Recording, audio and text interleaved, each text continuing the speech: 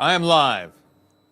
There we go. Hey, it's time for another live stream. Sorry, this might be a little bit loud, but obviously I see RC Maniac in the chat. So can you hear me? Can you see me? I think that's what we do here, right? I think that's what we do. Man, welcome to the show. I just want to make sure my audio is coming through because everything is different. Maybe.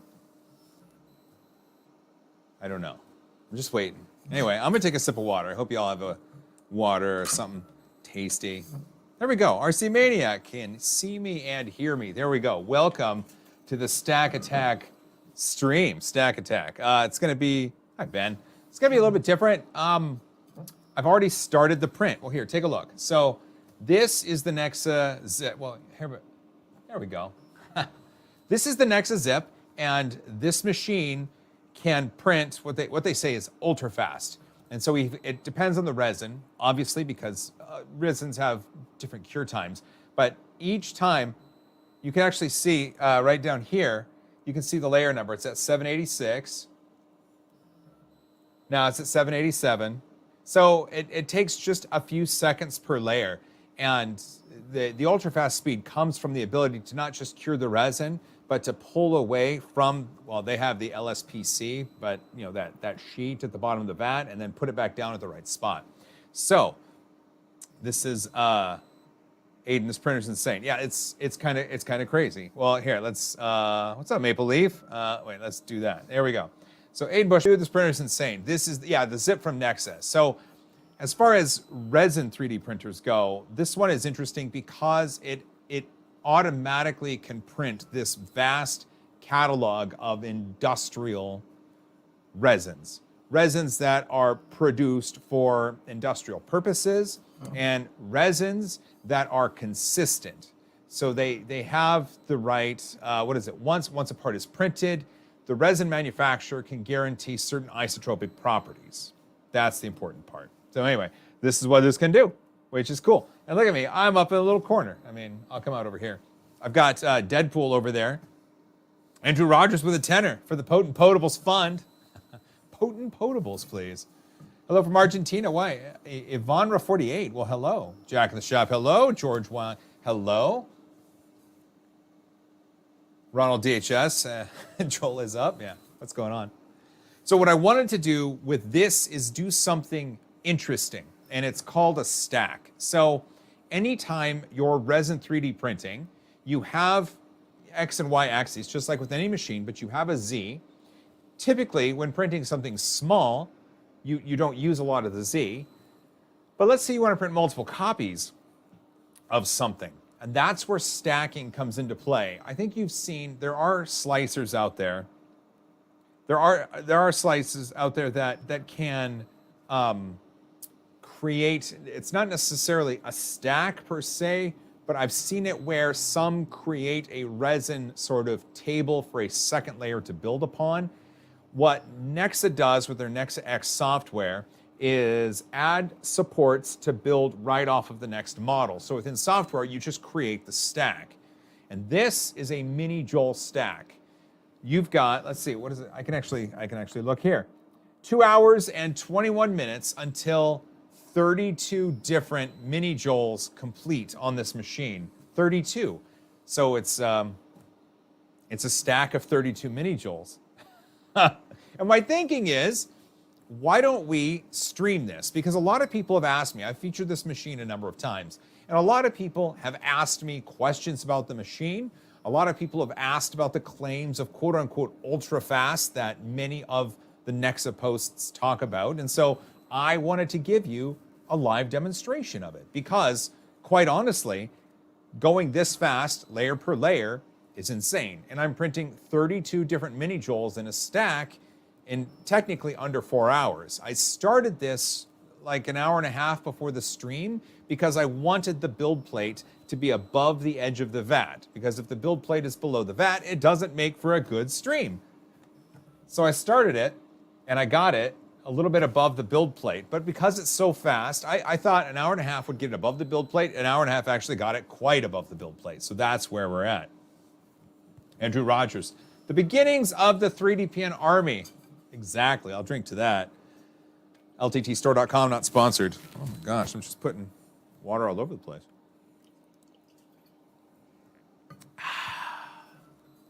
Oh, it's good. That's good. How's everybody doing? Hope everybody's having a good time. It's been a while. I can't remember the last stream I did. Oh wait, it was the Soval SBO6 Plus.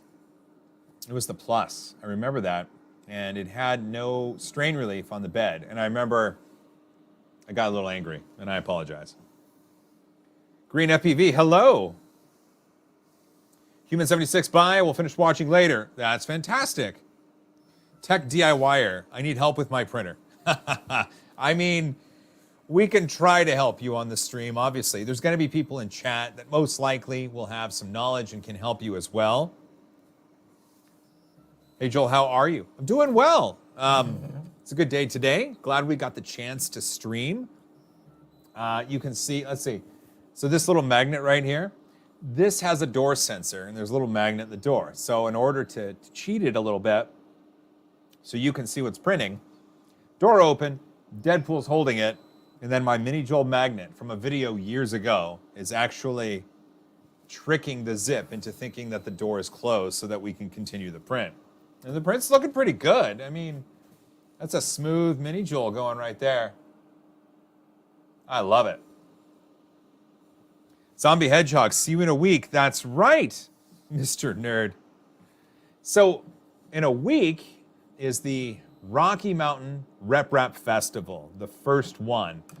The people that put it together are fantastic humans, and my flight is booked, and I will see you there.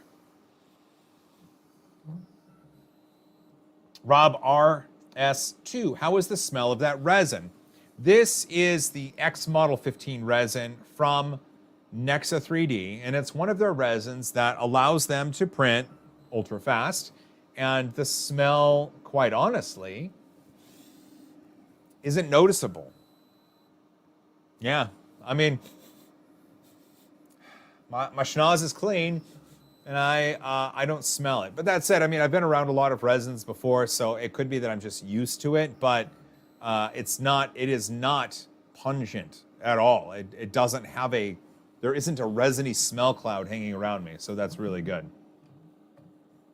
Arthur Feddersen, howdy, Joel. Looking forward to Rapid. I'm going for the first time. Fantastic. That's right. Rapid TCT is just after the Rocky Mountain Rep Festival. So Rocky Mountain Rep Festival, and then a week later, Rapid TCT in Chicago, May 2 through the 4, I think. Something like that. I'll be there. I hope to see you there. That should be great. RC Maniac, yay, I will see Joel and Zombie at RM Earth. Please, RC Maniac, you were at Earth, and you didn't come up and say hi, I believe. So I don't think we've ever met in person, and I take offense to that, good sir. Tech DIYer, I cleaned the ABS with acetone, and now I'm trying to print PLA. It's a Mingda D3 Pro big machine. You cleaned the ABS with acetone. I don't know what that means. You cleaned the ABS with acetone. So, yeah, I don't know. I don't know what that means. You should be able to print PLA on a Ming D3 easily, super easily. We got some good questions in here. So from Barack, how does the difference of resin change the speed of the print? This is a great question, and I don't think it's commonly addressed. So resins are a formulation of different polymers and monomers and things that solidify when they're exposed to a certain wavelength of light for a number of seconds or minutes. And it depends. The formulation of a resin might require the exposure to the wavelength of light to be longer than other resins that are formulated differently. So if it has to be exposed to light longer than other resins, it's going to increase the time it's going to take to print it. You also have to consider how long the resin needs in order for the peel to happen. This one, it can peel right away from that LSPC really quick. Other resins might require a little bit of time, or the machine you're printing on. the FEP might stretch, and then it requires a little bit of time to make sure it gets off of that. You don't want to pull too fast. So all of those things you have to take into consideration when you're printing with resin. And that's going to be what determines your print time per layer. Tech DIY, glad to see Joel get into resin printing. I've always been into resin 3D printing. It's just not something that I'm equipped to showcase in a large capacity. So I have, besides this machine, I think I have 8 different resin 3D printers. I am setting up a really cool one at my house, the Piopoly Forge. That will be a lot of fun. But I've always been into resin 3D printing.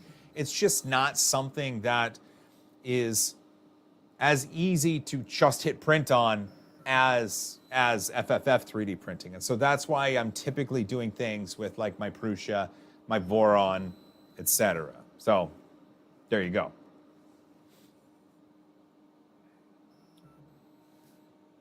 It works the other way. The longer you're around smelly resin, the more sensitive you get to it. Okay. Well, you know, Alex, this is a really good point.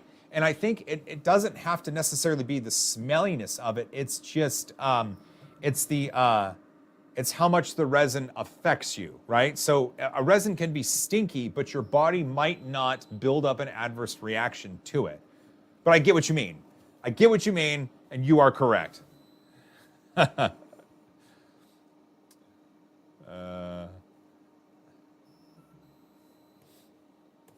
Here we go. So Joel, I understand that there is a bottle of resin that can be inserted from the top and onto the vat. Does it automatically fill the vat? It does. It does. So, hold on.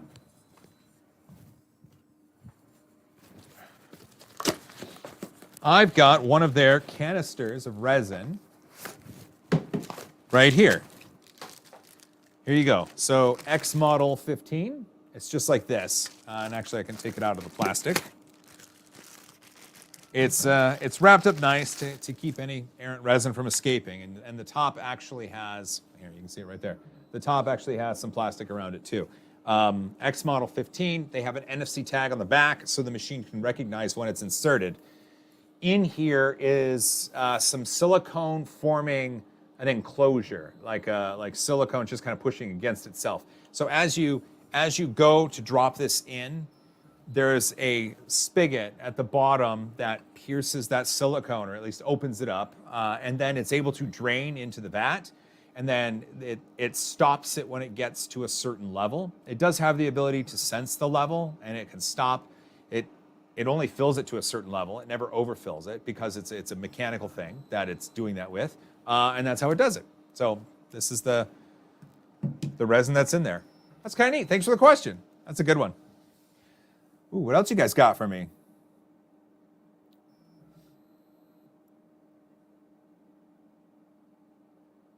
Oh, here we go. Okay, so Tech DIYer, ABS was used last. So this person's asking a question, and hopefully everybody in the comments can kind of chip in and help. They've got a Mingda D3. They printed ABS last, and they want to print PLA now, but the nozzle clogs in the middle of the prints randomly. Here, wait, and the nozzle clogs in the middle of the prints randomly. So everybody in the comments is probably going to have their own interpretation of this, but if you've printed ABS and now you're going to PLA, you need a way of purging all of the ABS out of the nozzle, because at PLA temperatures, the ABS isn't going to liquefy and come out of the nozzle. It's going to create a barrier and friction to the PLA and eventually possibly jam it. So what I would recommend, if you could, is maybe attempt an atomic pull or a cold pull. If you can get yourself a piece of nylon filament and stick it in the extruder while it's warm, and then let it cool down, and then you turn it back on, and as it's heating up, you pull, and then pop, and you can pull out that nylon, and it'll usually grab whatever other pieces of filament are next to it in the nozzle that shouldn't be there. So that's one way you can approach it. If anybody else has suggestions, I would say give it a go. What's up, Maker's Cave? Robert Griffin, my friend, hello. Joel, I met you at EARF 2019 and provided an old $20 for sale children's, and at EARF 2022, you were trying to fix cameras. David remembered me as David going to RM, RRF 2. Yes. Okay. 2019 was a long time ago. I don't remember. please make sure at the Rocky Mountain Rep Rap Festival, you find me, you find David, and we get a freaking selfie, okay? Okay? A selfie is the only way to guarantee that I'm going to remember. This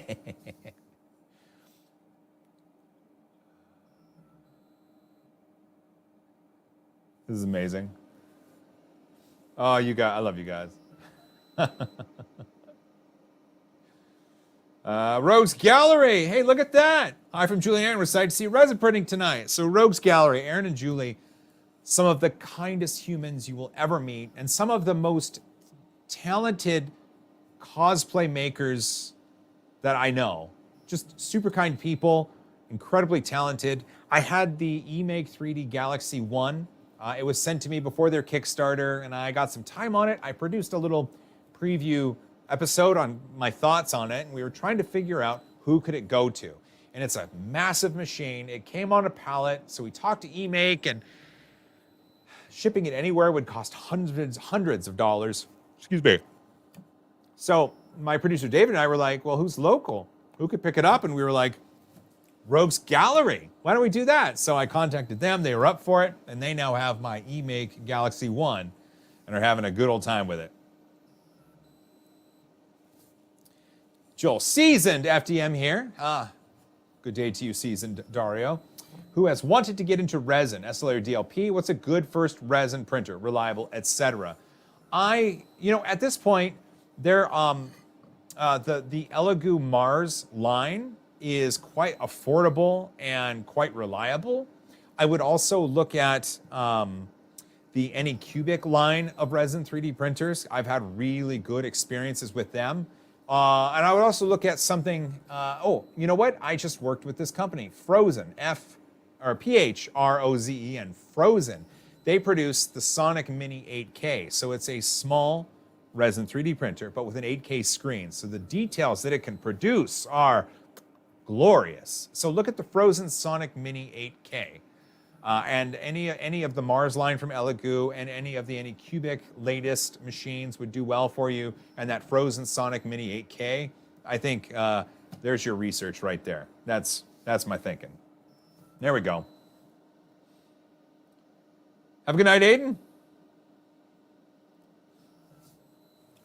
Late to the stream. How much is this printer? Is it hobbyist, prosumer, or industrial? Nexa 3D has priced this machine, I believe it is $6,000 or $7,000 USD. There's a link in the description. You can go to their website.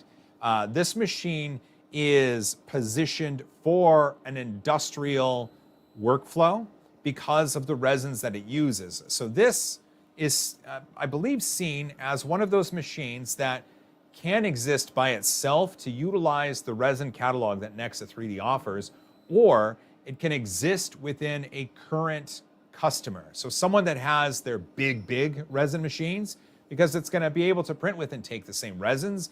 So while it can exist on its own at a location to do work, it can also exist within that location that has big machines from Nexa as well, because they can share resins. And well, as an example, engineers can have this close to their desk to do tests, small batch tests in the same resin that production parts would go to. So that's where it is. It is expensive. A lot of industrial equipment is expensive. It's just where it is. And so the thinking is that you and I probably won't have one of these in our garage, but businesses that print lots of resin things over and over that need parts with verifiable isotropic properties, that's where something like this comes in. That's where we're at.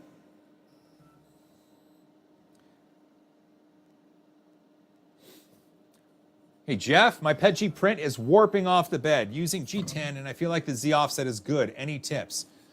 PETG, let's see. So right now with PETG on my Voron, I utilized a powder coated PEI sheet. Seems to hold on to it. I haven't done a lot of printing on G10 because I'm going to be honest with you, I haven't had a lot of luck printing on G10. Look at things then, let's see, if your G10 and PETG is warping off the bed, look at additives. So either switch out your bed to like a powder coated PEI removable build plate, or look at additives such as Magic Goo or Vision Miner's nanopolymer adhesive. Both of those at heat will help hold the parts down, and then when it cools off, when the print is done, the parts usually self-release. I'm sorry I don't have a lot of experience with G10, but I've always heard that it's great for nylons. I couldn't get it to work for PLAs. And for PET Gs, I've had a lot of luck with powder-coated PEI, and look into the additives. From John with a donut. Look at Joel printing an army. You bet. That's what I do. I print armies. Hey, hello from Greece. Fotis Mint, my good buddy. He's from Greece as well. Well, welcome to the show. Sorry it's so late.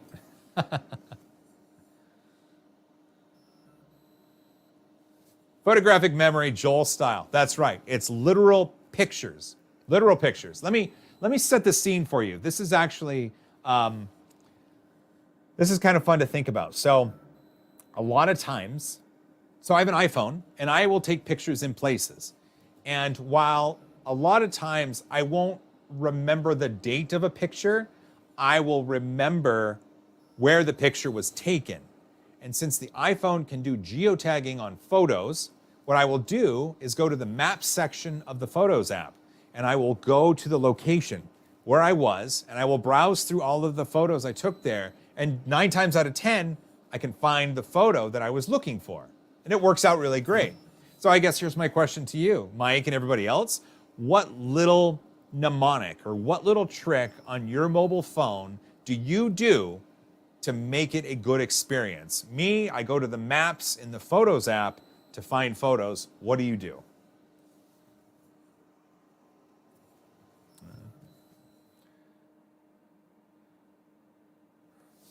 I have a selfie with you from 2019. We shared some gummy bears that some random person provided you. Okay. Can you post that to Twitter and tag me, please? I need to see that. What's up, Bob Carnes? Michael Hathaway, what the heck? $10. That's 2 5s. Thank you from your friends at Matter Hackers. Anytime, Michael. Hey, I just did a print on my Voron with a Revo 0.6 millimeter nozzle, and it was a Zao 3D. It was the alien. It was a little alien with the feet that stick out, and I did it in the quantum material. I was going to post that to TikTok. I'll make sure and tag Matter Hackers. That'll be fun.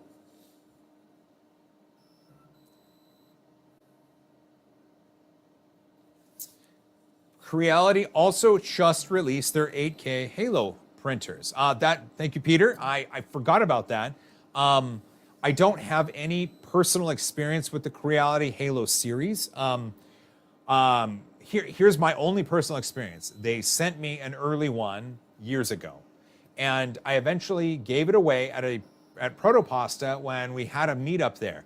And my buddy Doan, who goes by 3D Printing Doctor on TikTok, he's the one that got it, and it didn't work out of the box. So that's my only experience with the Creality Halo series.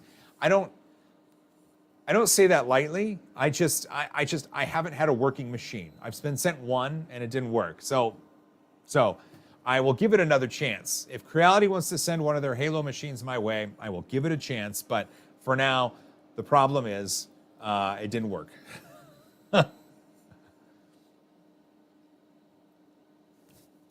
How about the Peopoly? So that's a great question.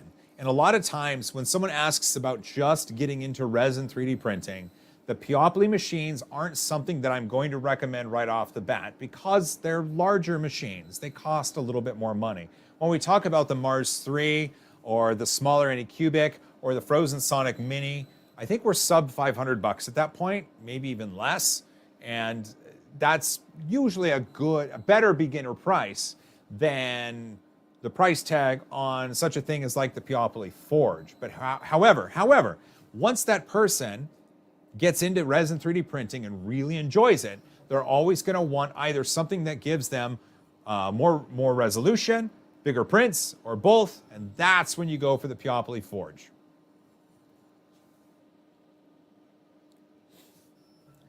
What do you think of Prusa's resin printers? How would it compare to what you're using right now? The Prusa resin printers are an interesting offering. They are expensive. They are expensive machines. They aren't as expensive as the XiP, but they're not positioned to be as expensive as the XiP. And they do a good job. There's a lot of self-checks that go on when you turn it on. It produces great results. I mean, they're just good. It's just I have a hard time recommending those machines because, like the Prusa SL1S, I believe it's $2,000, which is expensive. I mean, it does a really good job. There's a lot of checks and balances that happen. It can print anything you want in that size, but it is expensive and it doesn't offer a large build volume. Whereas when the Prusa has their dental version of their machine, you know, that's kind of a better market for something like that. So I love the Prusa machines. I just I'm gonna an itchy boogie in my nose. Sorry. I love the Prusa machines. I have them. I just they're just expensive, and it's really hard to recommend over, say, a Mars 3 when someone's just getting into it, especially.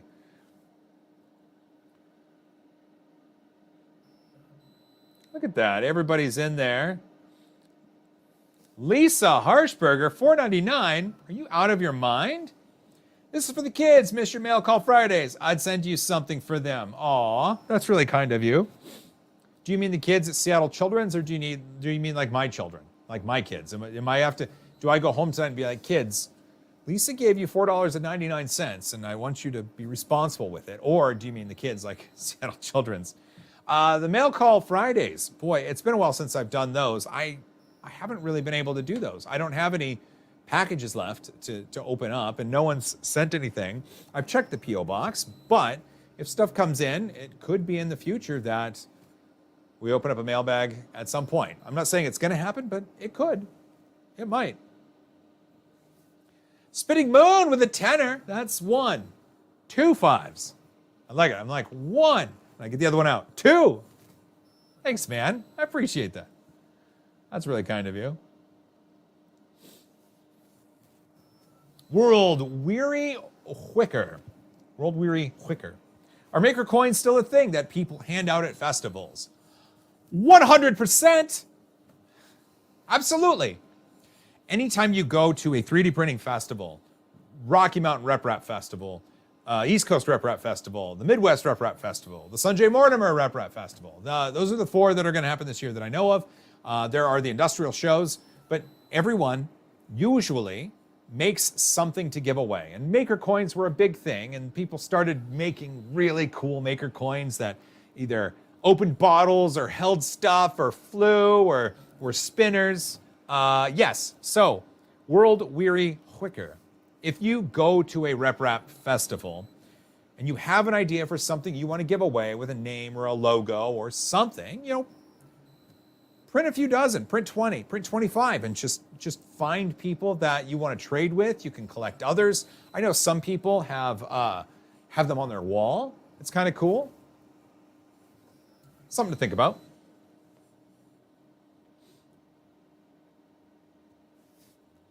Plain glass on me on Pet G. So the last time I did plain glass and Pet G, I broke a $38,000 3D printer. So usually, for most people, if Pet G is printed on bare glass, it's going to weld itself to the glass. What you need to do typically is have what's called an interface layer. And that's just something that slightly interrupts the grab of the Pet G to the glass so that you can release it later. Pet G likes to weld itself to glass and to smooth PEI. And if you're on PEI, what I did, so on my Prusa farm, when I had smooth PEI sheets, I used hairspray as an interface layer. So I would just go with the hairspray, and it would still grab the PEI, the Pet G would, but it wouldn't grab it too much, and it was able to release. So there you go.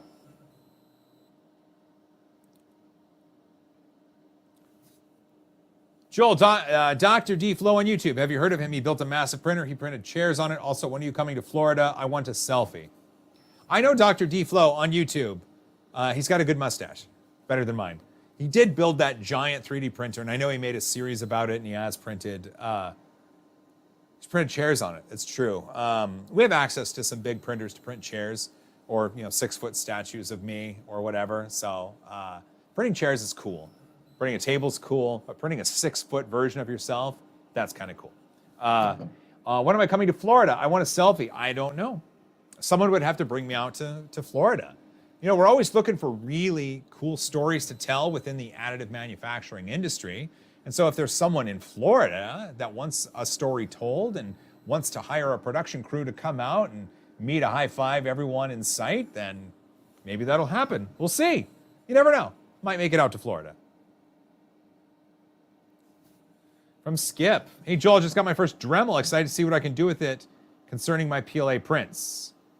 Your first Dremel, meaning like your Dremel? Because Dremel did for a while white label FlashForge 3D printers and offered them. Did you mean that? Or did you mean something else? Greg's Maker Corner, that's awesome. Your Voron looks great. Put an F in there when you shouldn't have, Greg. Yeah, the Voron's working great. It's right over there. Greg, I installed Orca Slicer, which is a fork of Bamboo Slicer, which is a fork of Prusa Slicer, which is a fork of Slick 3R, which you get the idea. It works great, but I turned up my speeds a bit much, and I'm printing with a 0.6 millimeter Revo, and I think I turned up a little too much because it couldn't extrude fast enough. So, Greg, shoot me a note on Twitter. Let me know what sort of speeds I should consider when utilizing a standard Revo with like a 0.6 millimeter nozzle. I think I'm hitting like 10 cubic millimeters per second. Isn't that something like that? Yeah.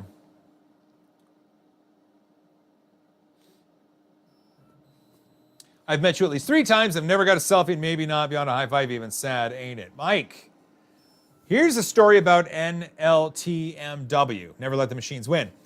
We were at IRF, and we were at a hotel room after the event, just kind of hanging out. And I believe I ordered either donuts or Taco Bell. I don't know. It was a late night food order, so either one really could have been it. And when it arrived, Mike paid for the food. Mike paid for the food. Love you, Mike. Oh my gosh, there's so many. I got to catch up here. V with a $5. My goal is to start a small printing business, and I think you mentioned having one. Could we have a video series on making and owning a print farm? Well, that's a fun idea. My print farm, in fact, I'll just go over it right now. My print farm isn't really positioned as an Etsy shop print farm. So if you look, there are a lot of people who have models that they print and sell on Etsy. They usually subscribe to Cinderwing 3D and Zao 3D and 3DOM Sculpts and Nico Industries and various STL providers that have monthly subscriptions that allow commercial sales. And then they print a bunch of stuff, or they print them to order, and then people order them from Etsy. What I've done is I've positioned the print farm to be more of a production facility. So as an example, Bill, the guy that has 3D Chameleon, he commissioned me to print a bunch of PETG parts for the 3D Chameleon system that he sells. So then I quote him a price per build plate, and then he sends me the cash, and then I put the print farm to work, just printing all these pieces.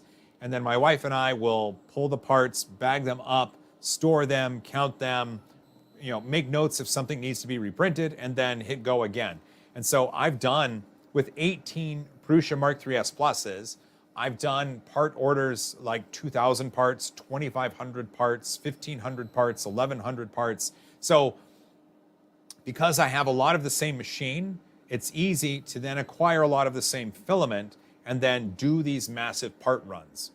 And in doing that, I've had far, far less customers because I did the Etsy thing for a while, but I've transitioned to this because I've had far less customers, but at the same time, I've done much bigger jobs. So just, I'm not going to say money terms, but the big jobs I've done on the print farm have paid for the print farm. And so owning a print farm is cool, and you always have reoccurring costs like power, wear and tear, filament, stuff like that. But with the large jobs that I've done, the investment I made in buying those machines has now been paid off. And so those machines, now free and clear, allow me to recoup more revenue from the jobs that I bid. And so if you do start a small printing business, don't just go 18 machines large. Start with a couple and identify your customers and identify a product line and maybe do some exploratory work and see what sells, and then go forth and good luck. Oh man, that was a good little talk right there. Appreciate y'all coming by.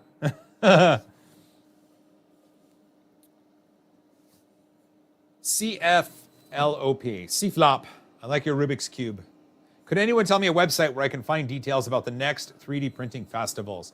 That's actually a really good question. I know someone put something together like that. It might have been Fabaloo, maybe. But if someone has that answer, maybe they could put that in the comments. I don't know. But that would be, I've read that someone put something like that together. What are some of the best products to sell? Something with high demand and everybody wants. I have 2 Mark 3S Plus currently. What do you think will work for me? Well, Brock, I don't know exactly what will work for you, but I figure your situation is very typical, and I think there's a lot of people watching right now that probably have something similar, a couple different 3D printers. So the best products to sell it's a difficult one to gauge, because it could be that in your community, you notice there's a need for something at different businesses in the area, and you can then satisfy that need and supply the parts from your print farm and sell them to the businesses. Or perhaps there are items that you can make and take to the businesses who then sell them on commission. There's a lot of people that have prints and take them to festivals and farmers markets and then have tables set up to sell them. What you could do, so you or anybody else with a couple different 3D printers could easily just do some exploratory work. An Etsy store, I believe, doesn't cost anything to start, and it costs 20 cents to list an item, and then you pay fees based on items sold. So what you could do is start an Etsy shop. You could populate it with 3 or 4 different items that you've printed on your machines and taken nice pictures of, and then circulate that with friends and family. Be very vocal and ask people about that. Is this something that you might find interesting? Do you like this? Are my prices too high? Are they too low? Find out what other people are pricing similar things for, and then just good luck. It's really hard, because just opening an Etsy shop doesn't guarantee you views or sales. There is a ton of legwork to get work, so your printers are just not sitting idle. And that's the unfortunate part. I hope that makes sense.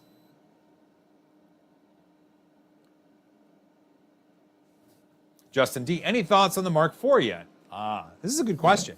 So the Mark IV looks to be quite an upgrade to the platform, right? With it was the Mark II, the Mark III, the Mark 3S Plus, now the Mark IV. It looks to be quite an upgrade for the platform. And back when we were in the Czech Republic and visiting Prussia, I saw the beginnings of it. I just couldn't say anything, but it was really cool all the way back in 2019 to kind of see in his eyes. Joe had a roadmap, like a functionality roadmap, and the things they were working on then are kind of what are powering the XL and the Mark IV right now. The extruder and a lot of those, the load cells and the sensors in the extruder. It looks to be cool. I did get one. I have it. It's in the box, but it's waiting for something. It'll be out of the box in May, most likely, and there's something special that I'm going to do with it.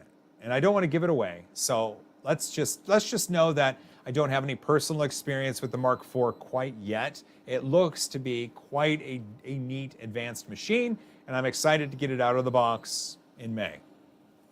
So, there you go. Hey, this has been the first floor. Yeah, look at that. The first Joels are done. Look at that. Oh, and the feet are oh, this is fun. I like this. Tease folks about, oh, there we go. Producer David reminds me. Thanks, David. Very kind of you.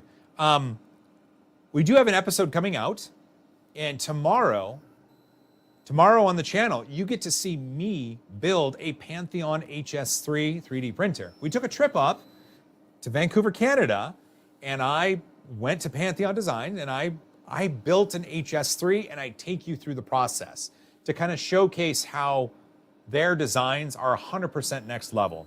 And Pantheon did something cool. You'll notice behind me in some scenes, there's a QR code. So tomorrow, when you are watching the show and you see a QR code, scan it, see what happens.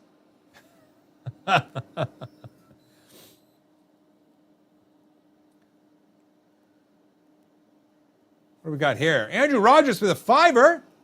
Hi, Andrew. Is it going to be a VOD something or a live something with the Mark IV? It's unknown quite yet. I don't have the dates finalized. It relies on something else happening, and I don't have those quite finalized yet. So once those dates get finalized, then I can finalize the plans around the Mark IV and whether or not it's going to be a live broadcast or it's going to be a video that you can just watch. So that's it. That's all I'm going to share.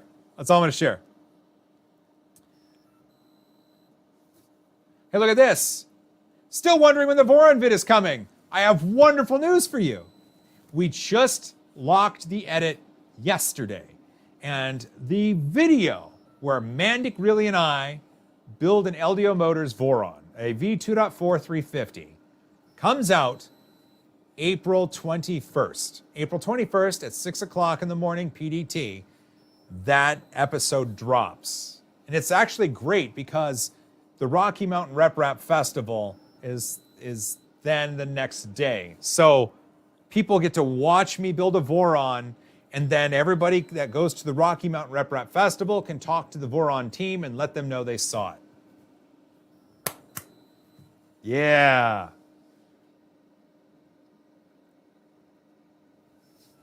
Jarrett V. Is it Jarrett V or Jarrett 5? Is that a Roman numeral, Jarrett? I don't know. But high five, my friend. Haven't watched The Nerd in years. Welcome back to The Nerd. This is kind of a different stream than what we usually do, but it's good to have you back. I missed your face. Welcome. Just remember to bug Nero. So if you are at the Rocky Mountain Rep Rap Festival, it's a really good idea to go up to Nero and bug him. I don't condone that. But wait, I do. Oh, wrong one. There we go. Do you have any experience in 3D scanning? Not a lot. I have experience with some 3D scanning. I haven't done a lot. I do have an episode coming up pretty soon that involves 3D scanning body parts for custom casts. So that's coming up.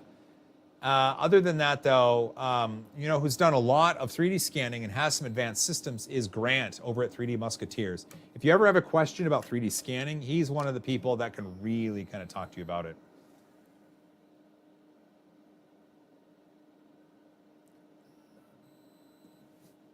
When is the next time you're going to an East Coast festival? I'm eager to meet you and get that selfie. Well, right now, it's looking to be the East Coast Rep Rap Festival. I don't have anything else on the books coming up before that brings me to the East Coast. But if there is, I will definitely announce it on Twitter. And if that happens, we'll get our selfie, I'm thinking. Ian with a tenner, that's 2 5s. 2 5s. I'm looking forward to getting my Mark IV released on my birthday, so I bought one right away. Well, everybody, please tell Ian here, happy belated birthday. Like, Joseph Prusa himself released the Mark IV for Ian's birthday. How cool is that? Can't even believe it. Wow, happy belated birthday indeed. Let's all take a moment and grab whatever's near you. Something cold, something warm, something yummy, and just raise it up. Raise it up, because I'm thirsty and I've been talking a lot. Sláinte. Ooh.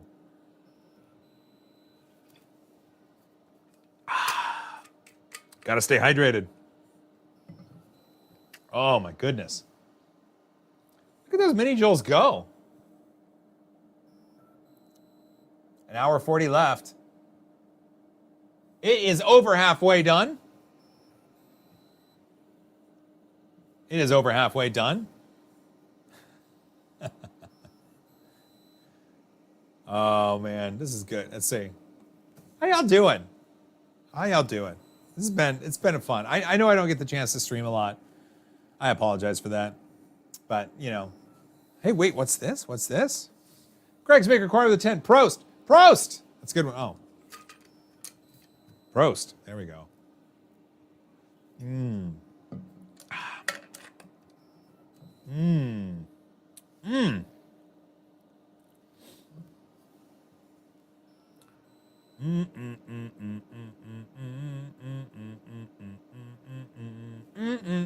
Let's go back to here and then right there. There we go. Gee, look at me. I put a little blue border around me. I love it. Here we go. That's right. Looks like you're printing a Joel invasion force.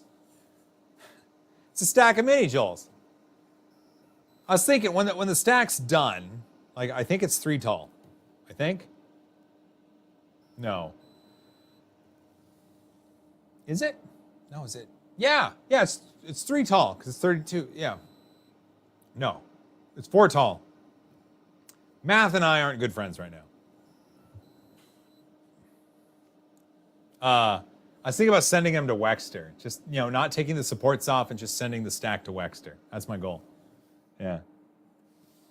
Resin printing does have the benefit where the max print time is determined by the largest object and not the amount of objects. True for MSLA or DLP style resin prints. If we're doing standard SLA, then the more parts on the machine, the more of the path the laser has to travel, and that can take some time. So that's very specific to MSLA and DLP style resin printing.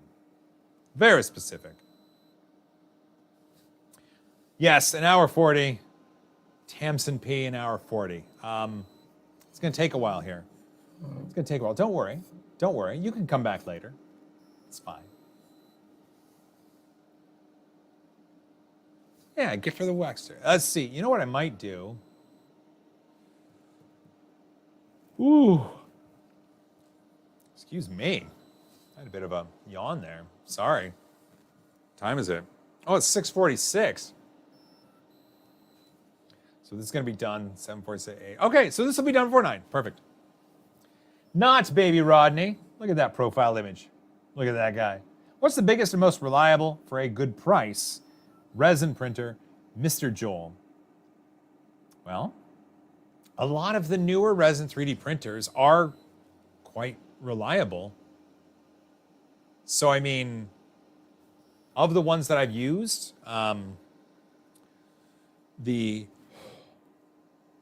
Elegoo Mars, the Anycubic M3, I forget the name of it, and the Frozen Sonic Mini 8K. I've used all of those, and they seem to be a good bang for the buck. Obviously, more expensive machines exist. Like if you want a big machine, I would go Peoply Forge, just because it prints huge, and it's not that much more if you have the space, but if you're doing like minis and other resin stuff, you can get in there for not much money.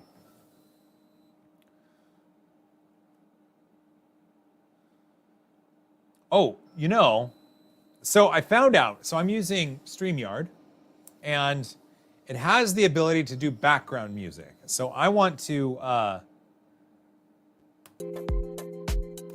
okay, so I just turned on background music. I just turned it on. Can you hear it? Does it sound okay? Does it help? Does it harm? I can't hear it. But I'd like to know.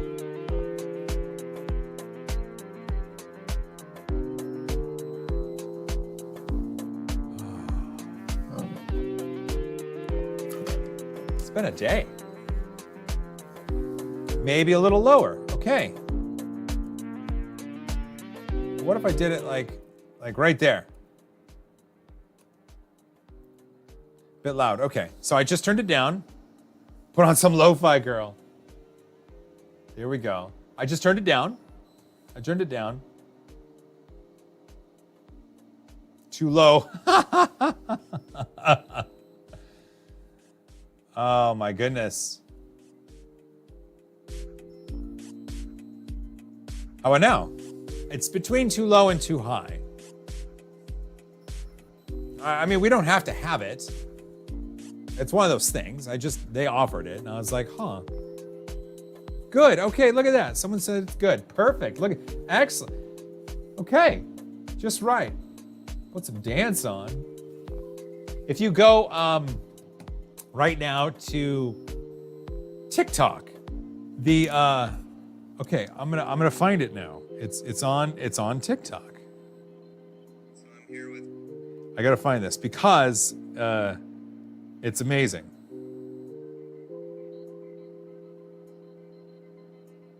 Oh, are they not live anymore? Aw. Anchor Make was live. This fantastic device over here. Anchor Make was live, and it was some dude dancing. Ha! Dancing! Jack Black Peaches. That's funny.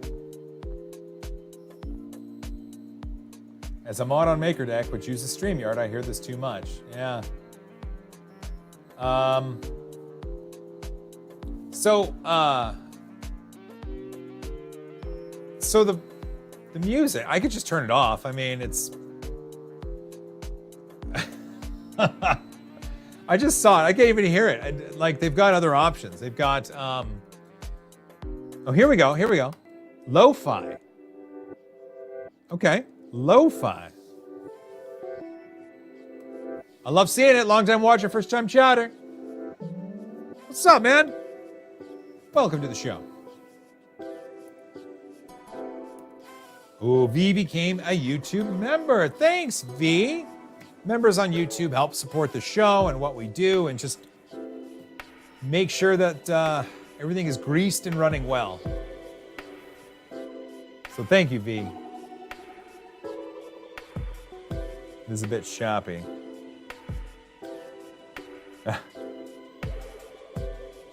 I'm gonna turn the music off. Like, this isn't working for me. I'm just not gonna do it. I can add my own, yes, I can add my own music, but I don't, I mean, I'm just gonna add, I would add Maker's Muse tracks, right? Like we all would. Okay, so, music is good from Music Dad. So it makes sense that you would say that.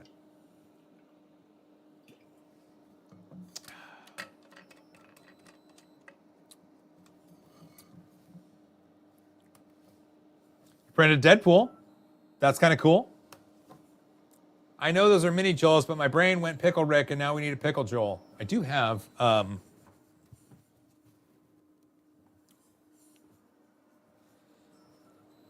It's from my buddy Mucky Chris.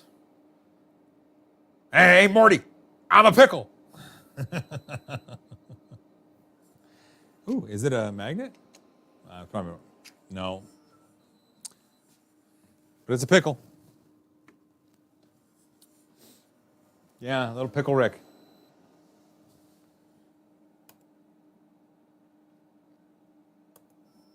Patrick McClintock is 3D printing nerd streaming at Rocky Mountain Rep Festival. As it stands, we are not. We couldn't get things in place in time to do a proper stream. Originally, we were going to hang out at Ellie's booth, the Cocoa Press, but we just couldn't put everything together that we needed to, and so we decided rather than doing something lackluster, we were just not going to do it so that I could spend time meeting people and high-fiving and taking selfies and visiting booths. We are going to do a Rocky Mountain. So I've done ERF in 60 seconds, MERF in 60 seconds. Now we're going to do REMERF in 60 seconds. So we'll get one of those produced. That'll be a lot of fun. I've got a new microphone. It's got a little mic flag on it. It should be fun. So that's the plan for the Rocky Mountain Rep Rap Festival. We're going to do a REMERF in 60 seconds and actually enjoy ourselves and talk to people. That's the plan. Volume too loud. I turned it off. Didn't I turn it off? Yeah, there should be no more background music. There should be none. 0. Should be no more. Greg's Maker Corner. Love the MERF RM ERF in 60. I'm glad you like that, Greg. A lot of people like that. It's kind of. So here's what happened. One time I was at MERF and it was just me.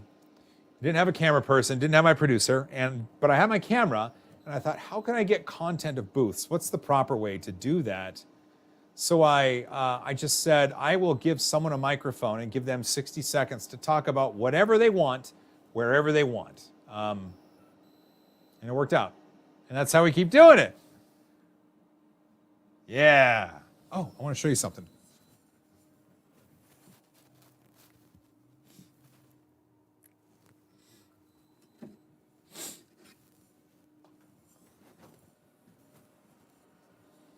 There we go. Look at that. Let's see. Will this work or is it too bright? No, it works. There we go. See that? I printed out my Voron. I can't stop talking about that machine. My Voron build was wonderful. Music Dad. Oh, hey, look at that. Boom. See you at MERF. Sweet. See you at MERF. Got lost in the chat earlier. Your thoughts on Creality-made resin 3D printers. I don't have any personal experience with them. They've sent me one of the early Halo machines long ago. I gave it away. Ooh, excuse me. I gave it away. And the person that got it took it out of the box and it didn't work. It had problems. And so that's been my only experience with Creality resin machines.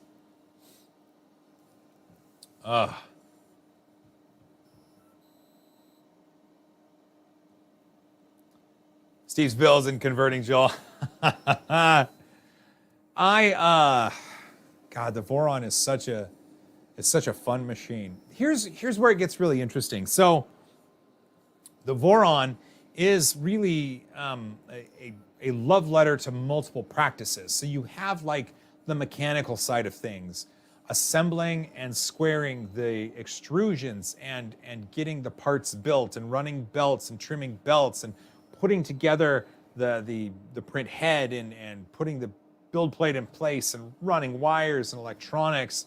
That's all one side of it. And once you get that done, you then have to put on the software engineer hat and you're installing Clipper and things to Raspberry Pi and you're doing configs and you're customizing your print start macro. And you're finding the best way to get the slicer speeds right, and you're doing PID tuning, and you're doing E-step calibration, and you're doing pressure advance, linear advance, and you're doing you're measuring the resonance on X and Y. It's like you're a mechanical person, and then you're a software person, and it's just awesome. It's just awesome. Those are two itches I don't get to scratch enough. And I was always hesitant to build it because I was scared. I was anxious. I was like, what? So having Alan here to help was key, but I'm confident I can build my own someday, and I'm going to, because it's just been a fantastic process. And here's where the Voron build for me gets me the most excited. Is it feels very similar to 2014 when I got my very first 3D printer. And I wanted to know all about it. And I wanted to print everything on it. And I wanted to learn about it and find ways to hack it. And I thought about it when I wasn't near it. That's what the Voron is for me now, because it's here at my studio. And when I go home and I have an idea, I see a cool print at 10:30 as I'm doom scrolling on TikTok, and I'm like, I want to print that on my Voron because I know it's going to do a good job because I've configured it to do a good job. But I can't because it's at the studio. So there we go. There we go. That's it. That's it. What's this? Let's see, Michael, ask about you doing home automation. I bet you will not do it. What about home automation? I have, boy, what level of home automation do you want? So the problem is home automation doesn't really do it for me. I understand what it's for, and I understand where it works, and I've seen people that have automated the heck out of their home, and I'm glad they enjoy it. But like the most that I do is have a thermostat that adjusts itself. I have certain air filters that kick on when it detects things in the air. I have a light in my son's room programmed to turn off at 9 a.m. in the morning, just in case he forgets to turn it off himself. And so that's the level of home automation that I do. But I'm willing to be wrong, and I'd like to learn more. So if there's some cool things that I'm just missing out on, let me know. Like, send me an email, tag me socially, and show me cool stuff. Like, I'm up for it. I'm super up for it. But yeah. What's up, DeWitt? Welcome to the show, my friend. Good to see you here. Thoughts on the AnyCubic M3 Premium? I had a good time with it. I've had the M3 Premium. I have the M3 Premium? I don't even remember now. Here, wait, I wonder. You know what? I wonder if I could. So here's where it gets crazy, I think. So if I go here, this might work. This might work. This is gonna be stupid, but if it works.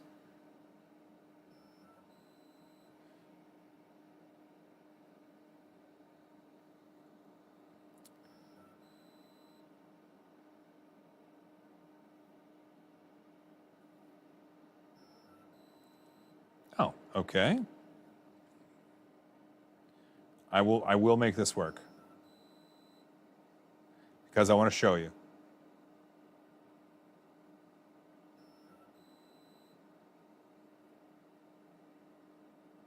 Is it going? Is it going? I think it's going.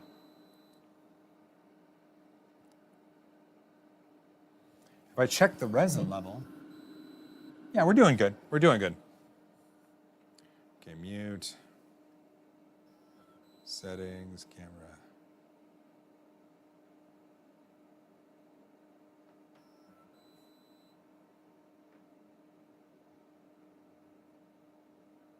Okay.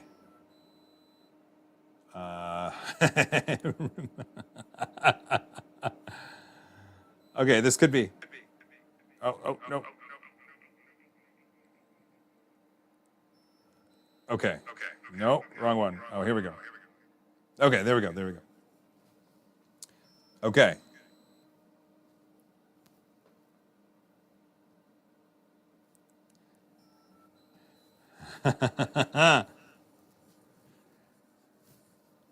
Hey, everybody.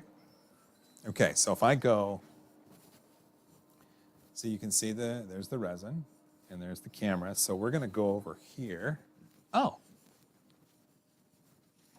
We can see the Voron. There's the Voron. I stopped the print on there because I was going too fast. So let's see which AnyCubic machines I have. Okay, so we've got, oh yeah, look at that. It is the AnyCubic Photon M3 Premium. I've done some good prints on that. I've done some really good prints on that. In fact, let's go back over here. can't believe this works. So, I think on the M3 Premium I did this one. Yeah. That's a pretty good one. That looks good. Yeah, all right. There's my filament wall. All right, that was fun.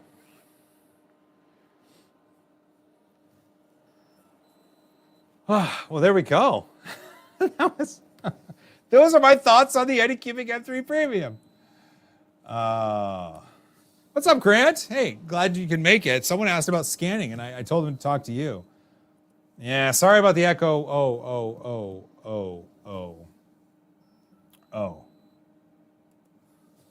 Paramode Theory earned a sub from me.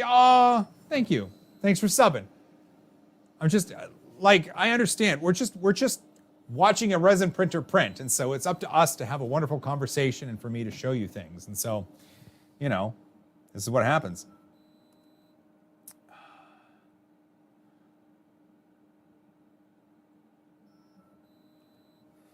I bet it's nice having every printer known to man. I don't have every printer known to man. I've given away dozens and dozens. I've given away dozens of 3D printers just because, well, okay, if you think about it, if a manufacturer sends something in for review, I'm going to take some time with it and use it and find out how it works and kind of get the ins and outs of it. And then if I produce a review episode on it,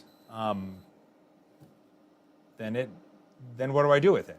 Like, there are some that that still exist because they're a joy to use. Others are just copies of other machines that I already have, and so I give them away. A lot of times I have to make room for some of the stuff that's coming, and so I can't, I don't have that much. I mean, I have some space, but I don't have that much space, and so I do have to make room for new stuff as it comes in, and so I don't have every printer known to man at once. Things shuffle in and out.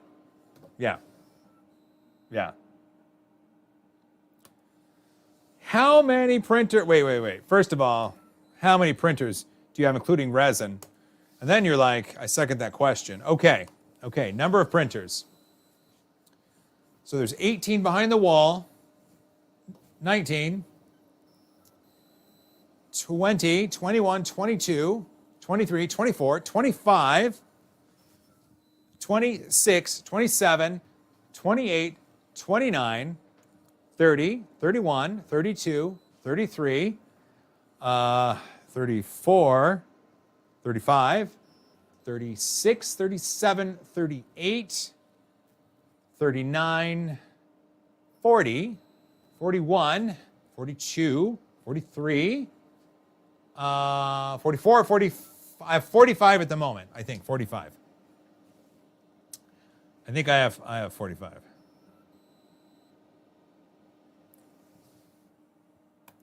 This cake looks like it has layers. Hey, you know what I'll do? So it'll take me just a moment. I will reposition the B camera, and then I'll get you a closer look. What do you say?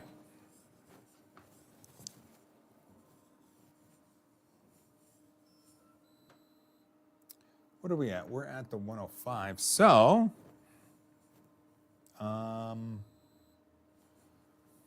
okay, just a second.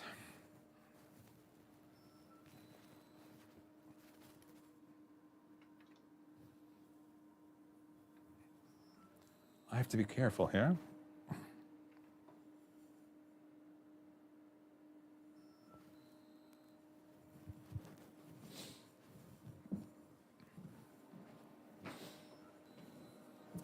Well, it's a little closer. So that's about as close as I can get you at the moment.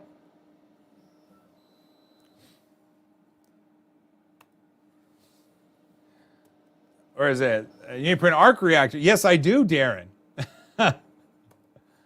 45, one for every loop around the sun. That's right. I have enough printers to cover my age. I guess I need to just get one printer a year. Thanks, Chris. You must have more then. Which resin are you using, and do you do anything for fumes in the space? Still newish to resin printing, and the first thing I had to do was set up some fume extraction for it. Right now in this, I'm using X Model 15, a resin from Nexa 3D, specifically designed to go fast. And since we're going fast, that's why I wanted to use it. And then a lot of times I use Ceratec Gray. I do have some Prusament resins that are pretty good, but Ceratec Gray. A lot of the resins that I use aren't that smelly, or I don't smell it much. I do have, it's at home right now, but I do have an air filter that I'm going to bring into that room over there, which is where a lot of the resin print happens, just to kind of circulate the air. But also it's covered up. You didn't get to see it, but there's a sound blanket over a door to the outside world, and I can open that door if I need to bring fresh air in. So I do have the ability to ventilate the space.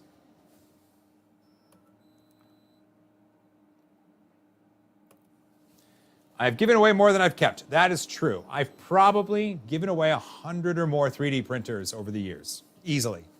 Easily.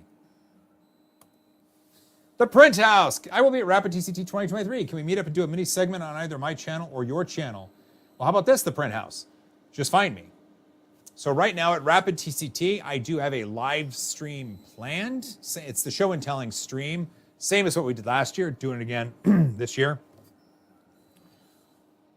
I will be running around filming at booths as well. Sorry, excuse me. If you want to do something together, you're going to have to find me. All of my time is kind of scheduled at this moment, and it's still in flux, but if you find me, perhaps we can figure out a time to carve out something and we can do a mini segment on your channel. I think that could be fun. I think that could be fun. Yeah. Can you discuss the advantages and limitations of using different types of resins, such as acrylate-based, epoxy-based, or polyurethane-based resins? I don't have knowledge in that area, unfortunately.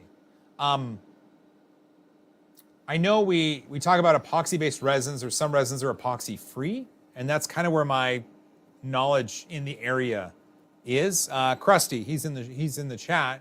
He knows a little bit more about the resin. He might be able to speak about that. But I don't have that knowledge yet. I'm sorry.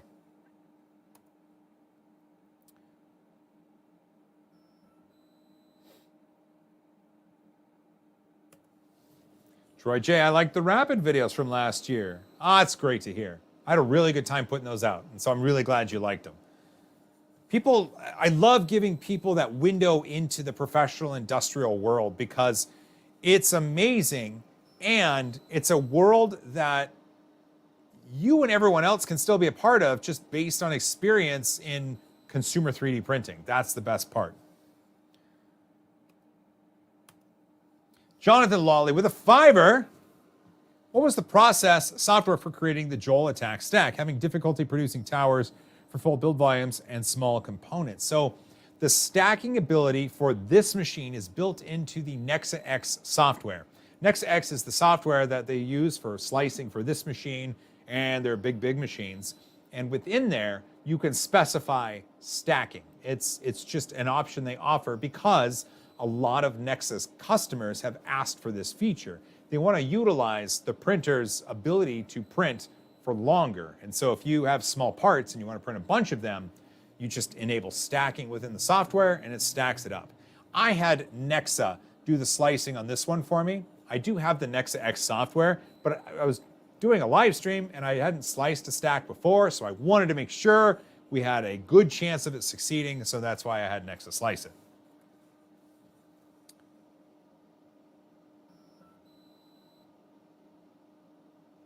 Whew.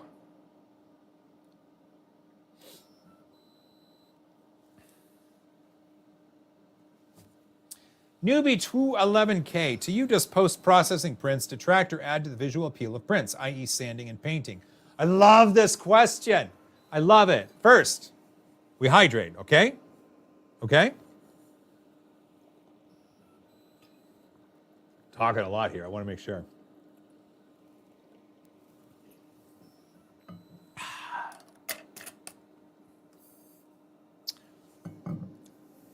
I kind of like it both ways. So when printing something, there's a certain appeal to me. seeing the layer lines and the way that the piece was built and constructed. I like when you print with a 0.8 millimeter nozzle and you've got those thick layers and you can see it sort of building, there's almost a magic to it. It just feels otherworldly, especially when you deal with multiple colors or filaments that have gradients or sparkles or whatever. It's glorious. It looks so good.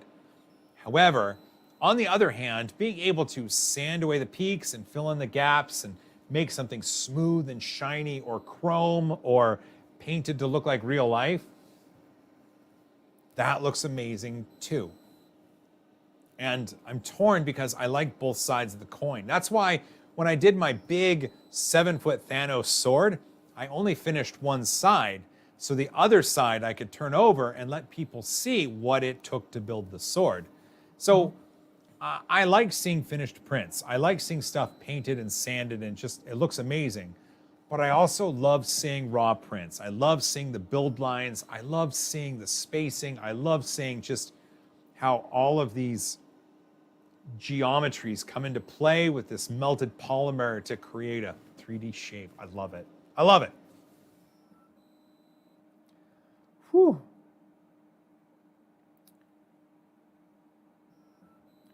Okay. Hey, look at that. Uncle Jesse, this looks incredible. Hey, thanks, man. You look incredible. Be sure to look at Uncle Jesse on Twitter. Apparently he got into a fake taxi. Eddie Moser with a 20. That's 1, 2, 3, 4 fives. I like to move it. I like to move it. That's from the movie, right? Madagascar. I don't know. That's what I remember it from. Thanks, Eddie. Miss your face, man. Bros, ain't a good night beer anyway. You know, listen. Everyone, don't rely on me to make sure you're hydrated or properly caffeinated or have the right amount of beer in your system. Just, you know, whenever you take a moment, just reflect on life and you see a cup of liquid in front of you that's for drinking, just have a sip, would you? And then prost.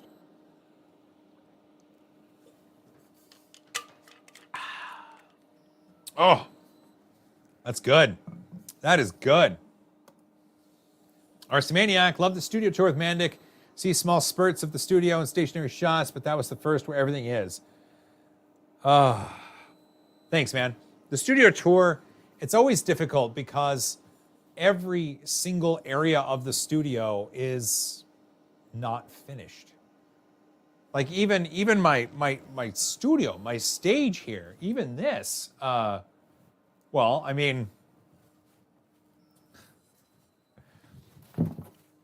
I still have my Voron lower panel just hanging out over here. Oh, and the internals for 4 Bamboo AMS systems because, oh, I did the Hydromod. And that video is coming soon. And they're just hanging out here.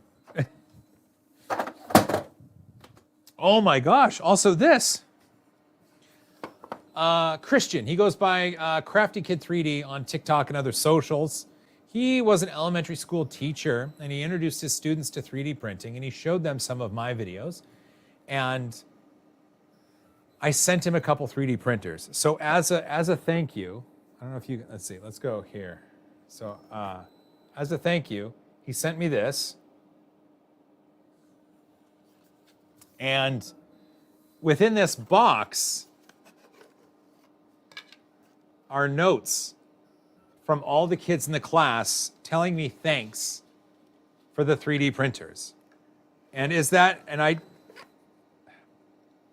notes are precious and this box is precious. And while this is just printed plastic and some paper with some writing on it, it means so much more than what appears. And so I keep this close. And so again, it's just on a shelf behind me, right? It's just weird how there's so much unfinished, but you know, in each little corner of disaster, there's that hope, that promise, that love, that warmth. And so that's my hope, promise, warmth, love right there. There we go. Thanks, RC Maniac, for making me find that.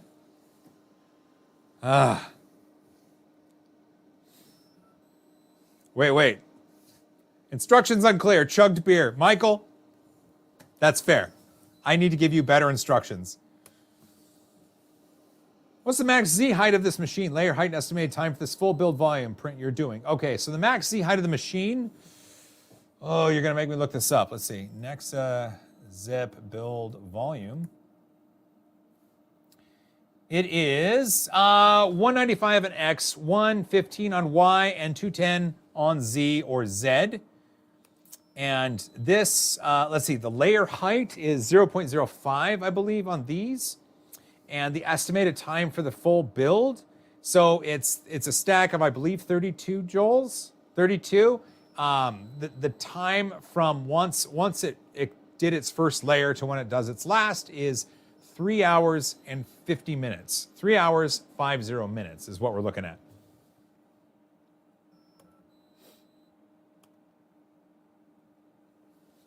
I'm gonna hop off now. I was listening and asking questions. Got to get that selfie at the East Coast Rep Festival. Yeah, you do, man. Thanks for joining us. This was a lot of fun. I appreciate the questions. I hope you got some good answers out of me. I'm curious, what do you think about the upside down FDM printers? I think it's a neat idea.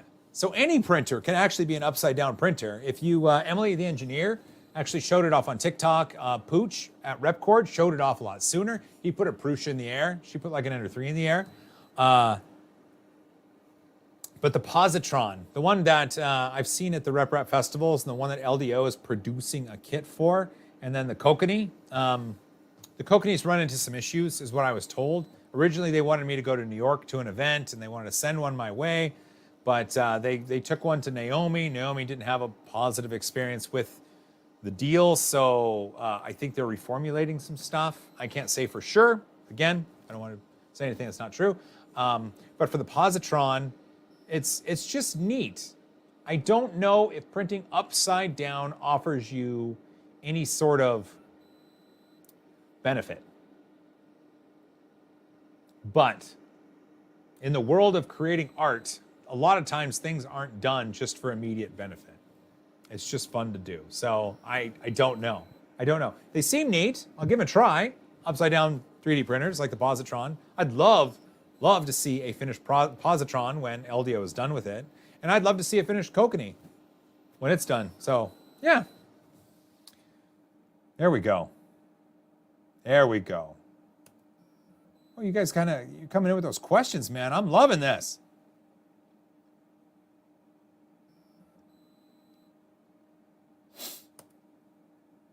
Could you go into some detail about LSPC or what else sets the Nexa 3D above other 405 nanometer MSLA printers? Other than stacking, I don't see what could justify a 6K price. Thanks.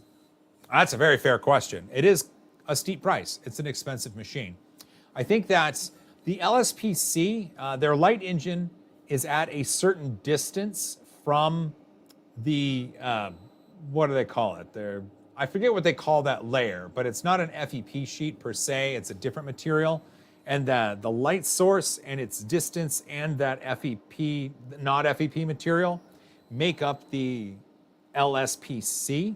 As far as justifying the 6K price tag, I don't think that's something I can do. Not that it's not worth it. I just don't think that the businesses that I'm in would benefit from a machine like this.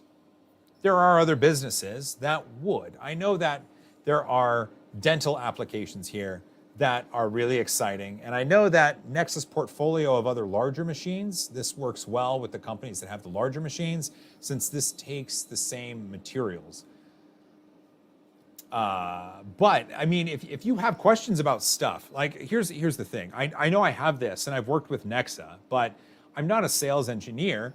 I think it's a neat thing. I think it's expensive. And I think if you have questions around that, it would be better to ask Nexa than me. I think that's fair.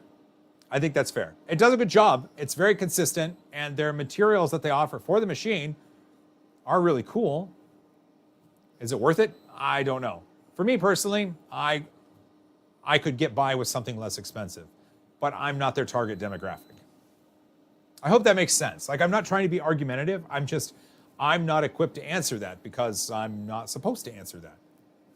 I hope that makes sense.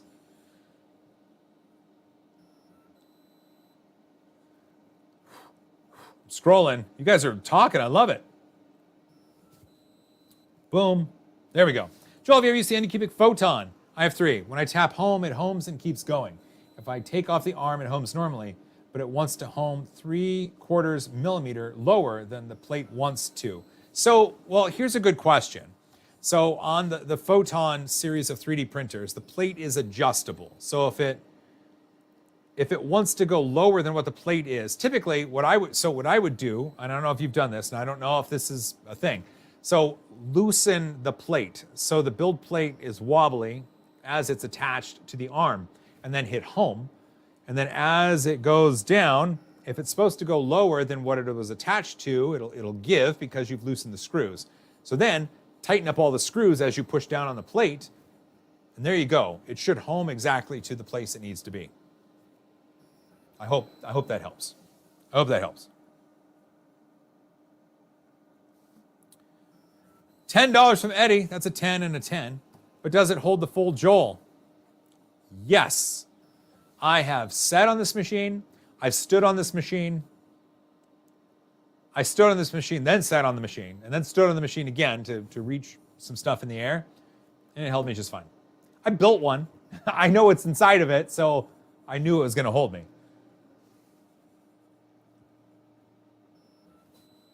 I don't know about that. I don't know. I mean, how about this? Okay, this man knows his stuff. Like, legit. I've been in the 3D printing industry, consumer side and the industrial side, for a number of years. So I've been able to pick up some knowledge here and there. But let's go non-3D printing. For the next few minutes, if you have a question that's not 3D printing related, ask me. Maybe I'll know it. Let's see what kind of general information we've got here. Now, don't think of me as like Joel GPT, but, you know, I can tell you what my favorite pizza is. I can tell you how fast I can go on a bicycle. I'm sure those are 2 data points you didn't know you needed in your life. So let's go with non-3D printing questions just for the next couple of minutes. Let's see if I really do know my stuff. How does one send you money? There's PayPal links. There are super chats. There are becoming a member on YouTube. There's Patreon. You can mail it to my P.O. box. There's a few different ways to get money my way. Yeah. Paper or plastic? Paper in plastic. Typically what I do is I put the paper in the plastic bags to have the plastic handles, and then I fold the paper over, and so now I have a plastic surrounded paper bag that I can use for trash in like my office. It works out great. Joel, do you have Riz? I don't know. Do I have Riz? I don't know what Riz is. Favorite beer from Nick. I like a good West Coast IPA. If you're meaning general style, like a West Coast IPA. Over the years, though, I've liked Dogfish Head 90 Minute. I've liked Hitachino Nest. What I really like to do is get like a porter brewed with cocoa nibs or vanilla nibs, and like a peach cider, and go half and half, and then it tastes like peaches and cream, and it's wonderful. What speed of an unladen swallow? Come on, guy. Cookie Team, how do you drive a boat? You do it carefully and responsibly. When you were young, what did you want to be when you grew up? Oh, this is a great question. I wanted to be a train engineer. I wanted to wear the hat and do the horn, and it was wonderful. I wanted to be a train engineer. So in our house, when I was a kid, right behind our house was the bus yard for the school district, and behind that was the train tracks. And it was, you would hear the trains going by. They were loud and they were rumble the ground, and it's weird getting used to it, but it was a sound that I grew up as a kid, and I wanted to be a train engineer. And then I grew up, and one day I said, you know what? I want to be a doctor, like a family doctor. I want to be a doctor. And then I didn't want to go to that much school. So then I got into software engineering. So yeah, that's kind of like my path there. Joel, do you have time to play video games? Tech DIYer, I don't. Sometimes I do. So on my phone, oh my God, on my phone, I play the game Best Fiends. It's a stupid little matching game with microtransactions. I don't give it any money. I watch the ads and I play the game, and I'm on level like 1500. That's what I do. Like, that's what I do. I also play the Jedi Fallen Order? I don't know, the one with Kel and this little robot. Not the latest one's coming out, but the one where I get to go to Kashyyyk and I get to, I don't know. I'm playing that right now. I tried playing God of War Ragnarok, and it wasn't fun. It wasn't fun. I don't know if I just had the settings turned up or whatever. I find myself loving the story of video games more than I want to get down the certain button combinations. And so I tend to set video games to easy because I want to be a part of the story and still have some button mashing fun, but I love the story.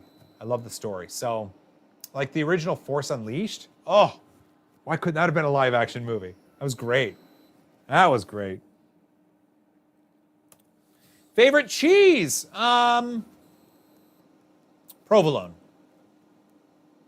I mean, cheddar's good on a burger, but so is provolone. Swiss and cheddar, you can just eat by itself, but so is provolone. Provolone's just, I think I like provolone. I'm going with provolone. Provolone. If you're driving down Main Street and the back door of your canoe falls off, how many ice cream cones would it take to fill a doghouse? I love you guys so much. Downy or Snuggle? Ooh, we don't use any fabric softeners. So, neither?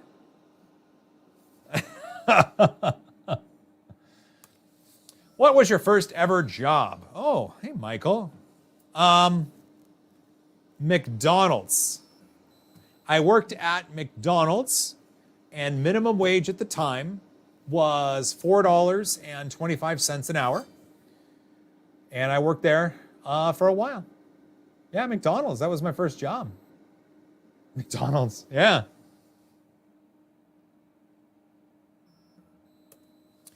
NextX Slicer requires a printer with Wi-Fi connection. That's not true, actually. So NextX doesn't require the Wi-Fi connection to get to the printer. There is a little USB stick on the side, and you can generate the sliced files on your computer. You copy the file to the USB stick, you stick it in here, and then you can print from USB. So there you go. How many gigawatts does a bolt of lightning have and will be enough to juice up a flux capacitor? It's 1.21 gigawatts, right? Isn't it? Great, Scott. Taco Bell versus Dick's. So Dick's is a restaurant here in Seattle, and Taco Bell is a restaurant everywhere. Imagine, like, Dick's is the place you would go to get burger, fries, and a milkshake at 1:30 in the morning to, you know, when you're a little buzzed and you need to not be. Super tasty food, made fresh. And it's cool because they pay like a livable wage. They offer 401k, childcare options. They promote from within. Managers make more. Great little spot. Taco Bell, though, is just, it's Taco Bell, Chris. It's Taco Bell. Like, it's right all the time.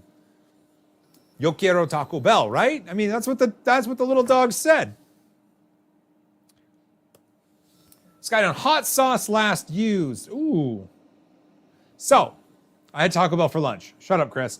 And I open up the gordita, and I put 1 packet of fire sauce and 1 packet of mild. And then I close it. I use my fingers to tuck the lettuce in a bit, and then I close it, and then I eat it, and it's wonderful.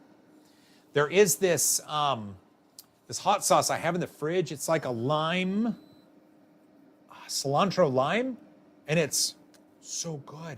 It's so good. I forget what it's called, though. What's your best memory of your kids growing up? Let's see. I've got a number of memories. Here's a memory of my son. How about this? He liked to pee outside when he was a kid. He just liked to pee outside. So at one point, he just walks into the backyard and drops his pants and just starts peeing on some ivy we have. That's a good memory, right? I mean, they've all done good things in school, and they've done sport things and art things and smiled and giggled and all sorts of stuff. But really, the things you remember are the crazy things, right? So anyway, I just gave you an example. I hope that's okay.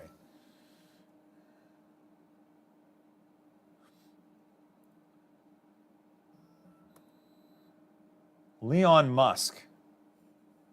Some early dairy and factory plants have nice mains mountable automation. You can live hack with STM or Raspberry Pi, etc. Then you can automate AC and DC power cheap as chips.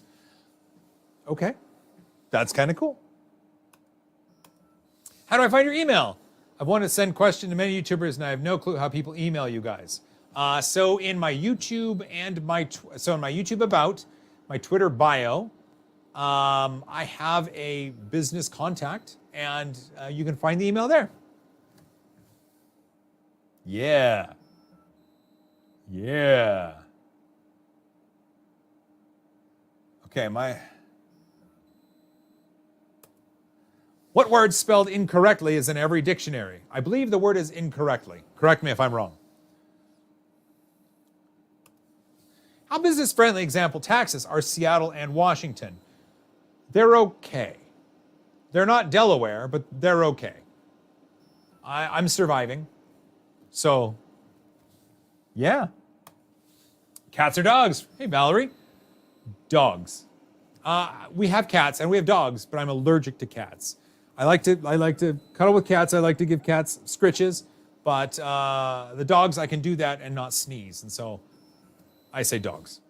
Really? I mean, what's better than a dog or a cat? A capybara. That's what I'm saying. What's your other interests? I like construction and building things. So I've built a couple kitchens. I sheetrocked my in-laws' place. I know how to frame things out. I know how to run electrical. Like that sort of stuff is kind of fun. We've got some projects planned at the house for the summer that should be fun. I enjoy playing catch with my son and watching him play baseball. What else do I enjoy? I like sitting down. I like sitting down and not thinking about stuff for a little bit. I enjoy good TV. I like Ted Lasso. That's a good show. I like some parts of programming. I really like problem solving. And I know problem solving is a part of a lot of different things, but problem solving within 3D printing is kind of fun because there's the mechanical side, there's the software side. There's a lot of ways that something can go wrong, and when you do have something wrong, the steps to troubleshoot are sort of fun. And I like learning. Yeah, there you go. Joel's got unspoken Riz. What is Riz? I might have to go to what is Riz? Riz is a slang term for a skill in charming or seducing a potential romantic partner.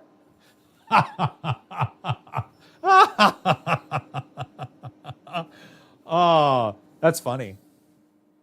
That's amazing. I can't believe I had to look that up. If you have a wife, you definitely have a Riz. I have a wife.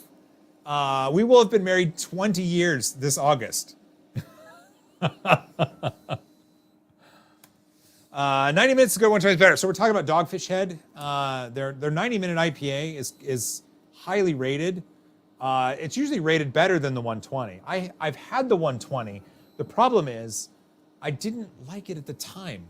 So here we go, Nick. I'm going to have to get Dogfish Head 90 and Dogfish Head 120, and I'm going to have to try them again. Thanks to you. I'm okay with that. If memory serves, when you worked for Adobe, you worked on the After Effects. Did you make any significant contributions to that product you're particularly proud of? Sort of. So I did work on the After Effects team at Adobe, and I still have a lot of friends that work on that team and on the Premiere team, because we worked closely with the Premiere team. Calm down. On the After Effects side, though, what I was responsible for was writing an automation harness within the scripting language to determine which of the included effects run best on the CPU or the GPU. So After Effects has a lot of built-in effects that you can apply and composite on top of footage. It's universal in its ability to do crazy stuff with these effects. When I was there, we were just getting into using the GPU for some effects. And the way it would work is, let's say you had 10 effects. Let's say you had 10 different effects on a piece of footage. If it was running on the CPU, the brain of the computer, it would have to run on the first effect, and then it would have to do the second, and then the third, and then the fourth, and then the fifth. Now let's say I had 10 effects, and all of them could run on the GPU. It hands per frame all of these effects. So it just goes here, here, here, and it just hands these frames over to the GPU to solve them. So effects, though, sometimes took a lot longer to run on the GPU because they were better suited for the calculations that the CPU could do. So my test harness went through all of the effects and added different combinations of them and did timings to see which ones are best prioritized for running on the GPU, because we have a list in After Effects of which effects are used the most by customers out there. So I can go down that list and find out which effects are used the most, and then run timings on those based on other effects and whether or not they work on the GPU best or the CPU, and then the dev team can prioritize their workload based on those timings. And so my work, if I'm particularly proud of anything, my work, I was proud of being able to hand over very statistically relevant data for making After Effects perform better and faster, and that's important. Whew! Boy, that was a lot. Do you have any college degrees? Really good question. I don't. I attended some community college after high school, and then I didn't go anymore because I didn't want to. So a lot of my learning has been just through non-school. It's been through just experience, and I've gotten pretty far. I imagine I would have done well in school had I been in a different mindset, but it was kind of boring, and I had to pay for it. You know, it's community college, you have to pay for it. So I just didn't go anymore. I didn't want to. So I don't have any sort of like 2-year degree or college certificate or anything. Yeah. Jedi or Sith? Oh, come on, I'm Jedi. Look at me. Look at me. Jedi. I like that spin on black and tan. Oh, that's right, we were talking about the drinks. So yes, get yourself a porter brewed with vanilla nibs, and get yourself a decent cider. Now, I mean, it can be an apple cider, it's fine, but a peach cider with a porter brewed with vanilla nibs, you get almost a peaches and cream sort of flavor when you drink it. And that porter is gonna cut down on the sweetness of the cider, and the cider is actually going to cut out some of that, not that low bitter taste of the porter, and you get something that's really good. You got to try it, man. It's so good. How long do snails sleep for? I don't know the answer to that one. Do they sleep? Do they sleep? I don't know if they sleep. What are your thoughts on the latest season of Mando? Great question. I love it. I know some of the episodes haven't been for everyone, and you know, I've seen Twitter, but I've enjoyed all of them. I'm not a diehard Star Wars fan in that certain things have to be perfect or carry on in a way that I think they need to. Like that episode that had Lizzo and Jack Black in it, I enjoyed it. The episode that was just the other day, I enjoyed it. Andor, I enjoy it. The movies, I enjoy them. So I'm just, it's much easier for me to enjoy all this stuff. And I don't nitpick a lot of stuff. And so I know some people don't like it. I'm not one of those people.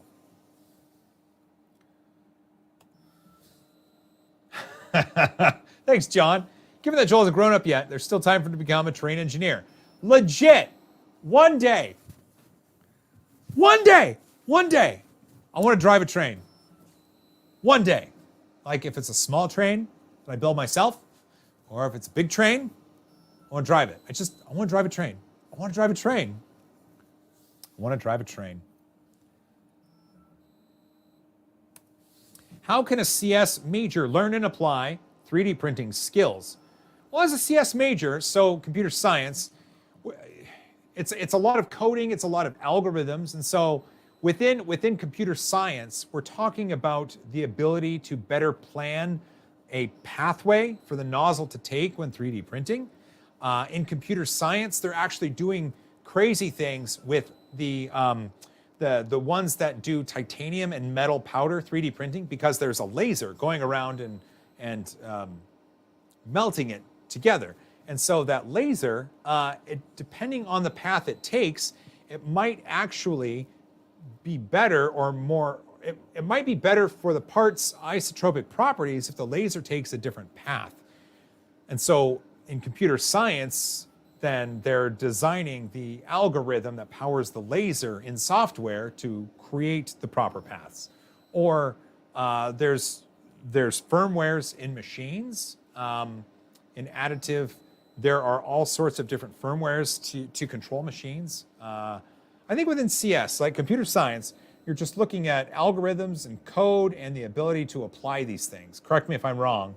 And if you're doing that, all of these things run an operating system, and all of these things are printing things that were sliced by a piece of software that has all sorts of smarts built into it. So you have, and not just these machines, big industrial machines too. They have even crazier software to run these processes and have to be certified. And I don't know, seems like that's a good road to go down.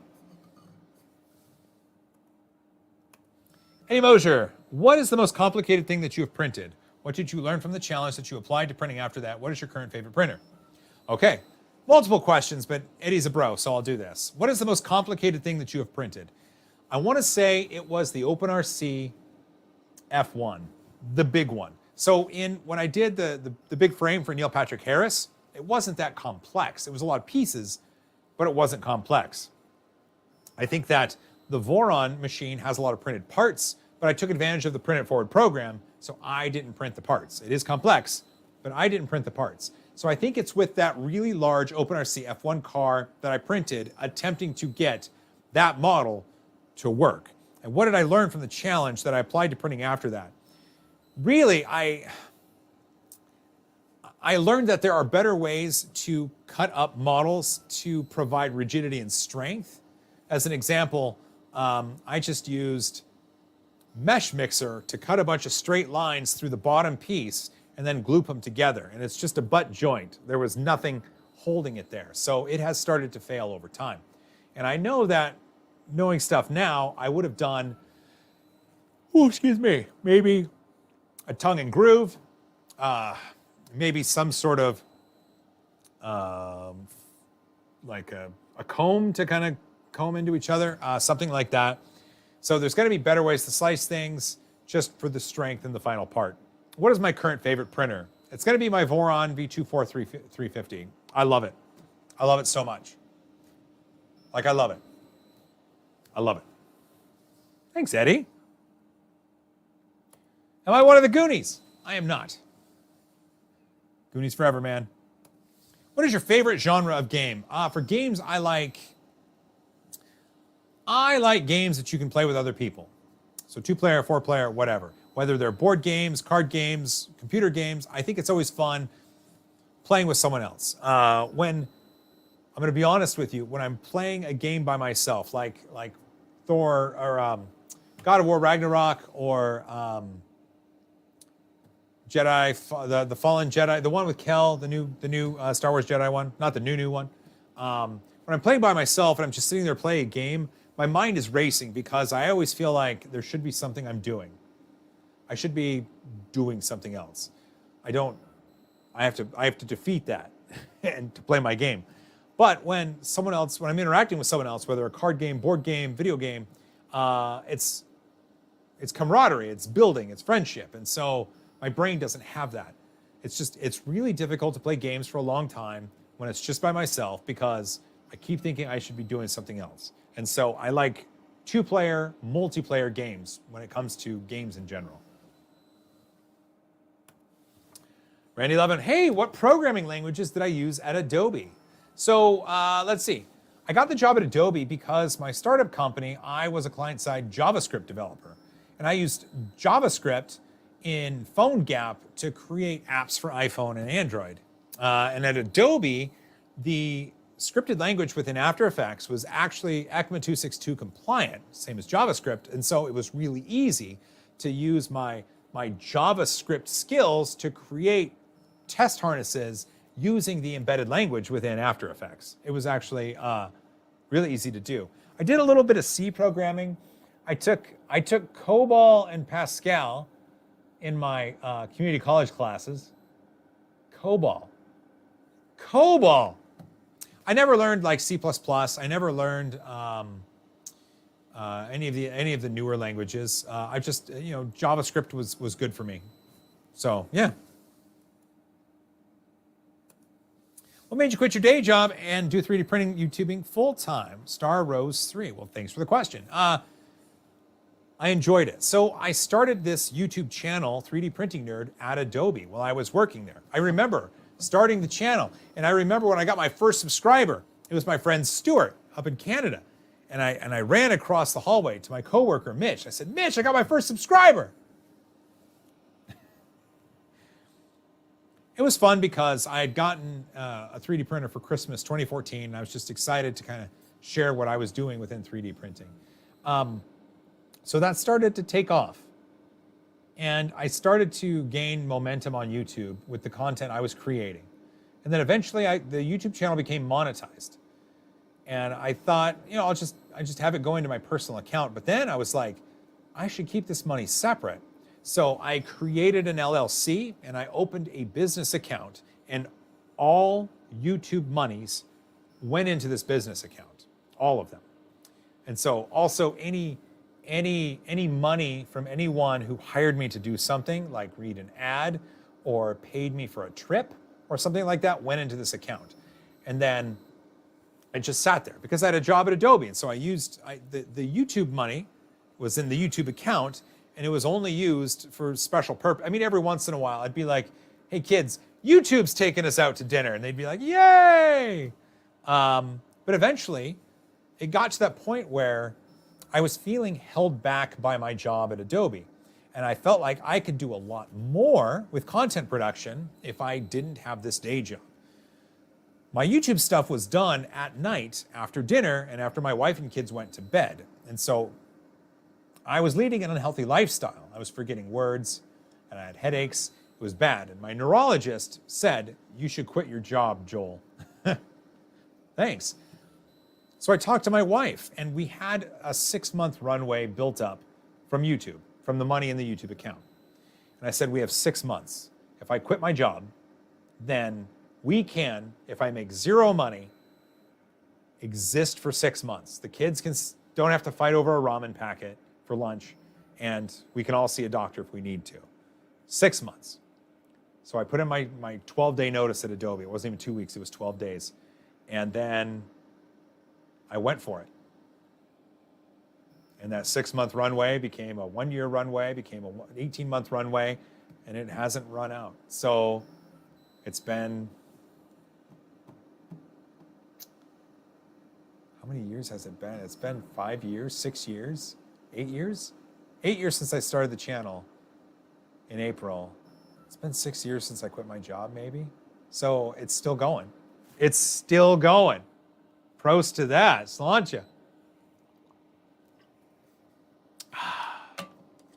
That was good. Thanks for the question. Do I have Clash of Clans? I do not.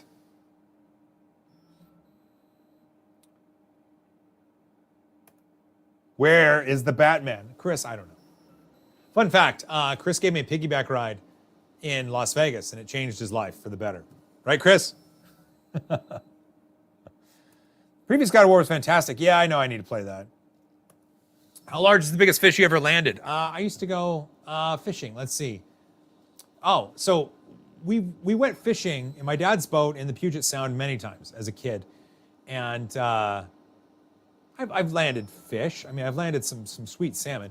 But my wife's dad took me and my wife and her brother and his wife to Alaska for a halibut fishing trip a number of years ago. And we went up and I caught some big halibuts. Like I caught them and it was wonderful. So it's gonna have to be one of the halibut fish on that trip. Sounds like Joel would like the Final Fantasy series. I have to agree with you. Everything I've ever heard about and read about Final Fantasy seems like a story I would enjoy. It's just, I don't have the time to get invested in a new story, so I just haven't.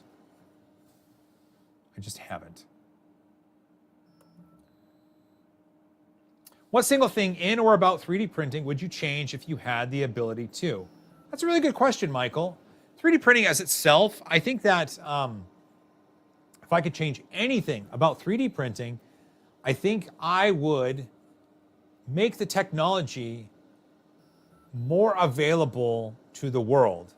I know that we talk about how 3D printing can be used in third world nations or can be help solve problems in places. And I think there's still a massive sort of bit of money that would need to push it further. Like for further adoption, we need more money producing it, more money buying it, more money making it. And I think if we could solve that problem and just make it ubiquitously available all over the place, I think we would fast forward that adoption of 3D printing that would bring us to the precipice of it being world-changing for the better. Like, I know we're changing lives with 3D printing now, but I mean, imagine if we had massive adoption and it was easy to do in third world nations, and that'd be what I would change. Just make it more available. The technology's there.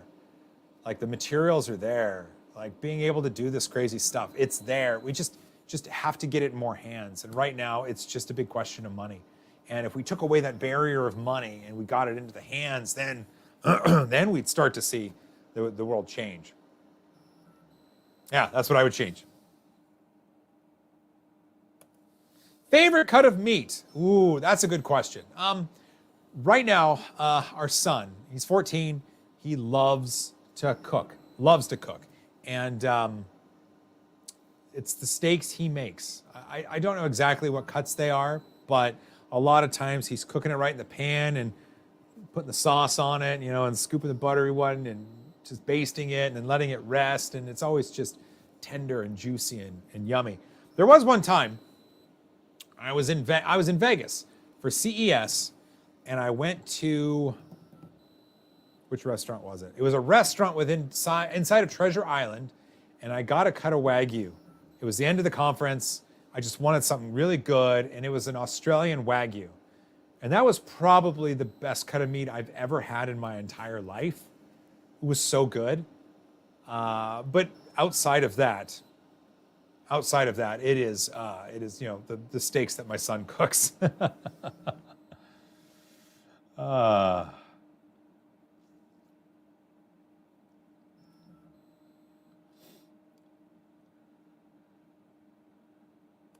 McDonald's explains where Joel got his taste for fine dining. Listen, I adore cheap fast food. I adore it. Like, come on. For everybody that knows of Jack in the Box, remember their tacos? Those were glorious. They cost $1? They cost $1, and they were life-saving. Like, if you needed something really quick that was tasty, you get that taco, you douse it with some sauce, and you just eat it. And you're better. So yeah, I like greasy fast food.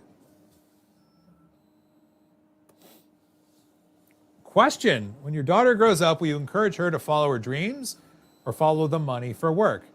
When any of my kids grow up, I'm going to encourage them to find a way to be fruitful at what they want to do.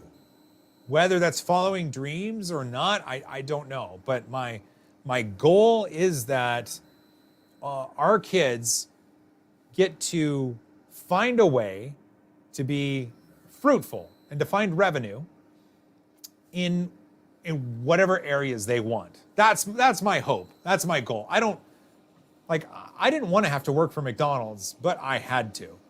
I didn't have any skills. I was stupid. I was a stupid little kid. But all my kids are really smart and they got skills, and like they should be able to monetize something they love to do if they want to in this new creator economy. So we'll see. We will see. Joel Finn, another Joel. Good to see you. Are you making it to RM Murph? I'm not making it to Murph's. You're right.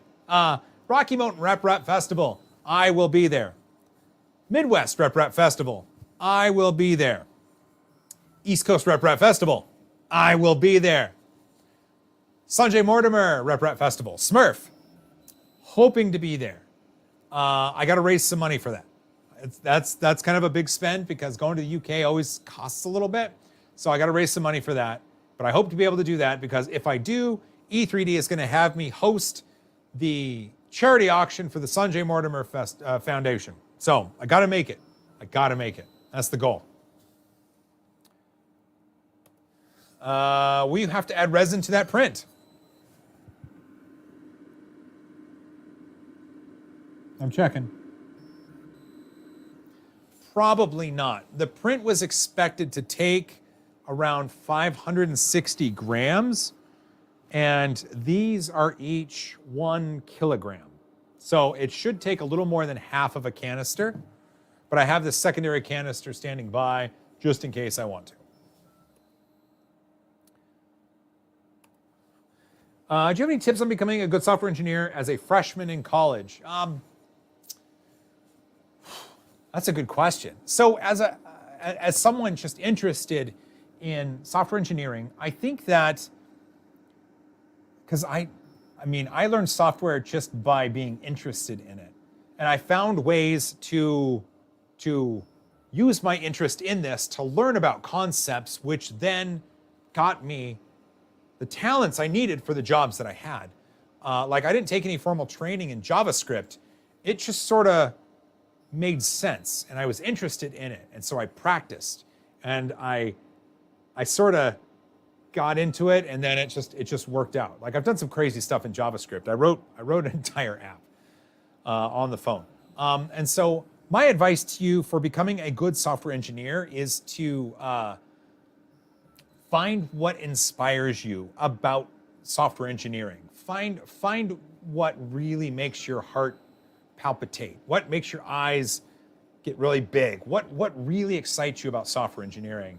And then try to incorporate what you find in that in the other parts of it. Because everything in software engineering, everything's going to relate back to stuff. And so just find a way to find your passion and then relate it to the other aspects of software engineering. I can tell you to just always be willing to learn. I think that always practice good habits. Always, try to always comment your code when you get the chance. I would recommend following Scott Hanselman. He is a software engineer for Microsoft, but he's just a wonderful human. And he talks about software engineering in a way that's just accessible and enjoyable and filled with warmth and love. And so I would find a way to follow him on Twitter because he's good, or TikTok. But also just find your passion in it. Why are you doing software engineering? And once you find that out, just try to explore that and extrapolate it and find out why you love that part and how that can help translate into the other parts of it. And just put in the time and be willing to learn. Jeez. John Lloyd. I downloaded NextX Basic. Required me to connect a machine via Wi-Fi or LAN before I could create a build plate, which I don't have. Okay. I believe that I don't know the answer there, Jonathan. So the copy of Nexa X that I have, it runs local on my PC at home. It doesn't have access to Wi-Fi, and this machine isn't there. And I can do all sorts of build plate stuff and save it out. I believe that their software is locked down to owners. You might be able to get a trial version. You might want to reach out to Nexa just to get a trial serial number. But I did have to add the serial number of this to Nexa X to verify. And then it was like, okay, I've added this machine. But that would be a question for Nexa.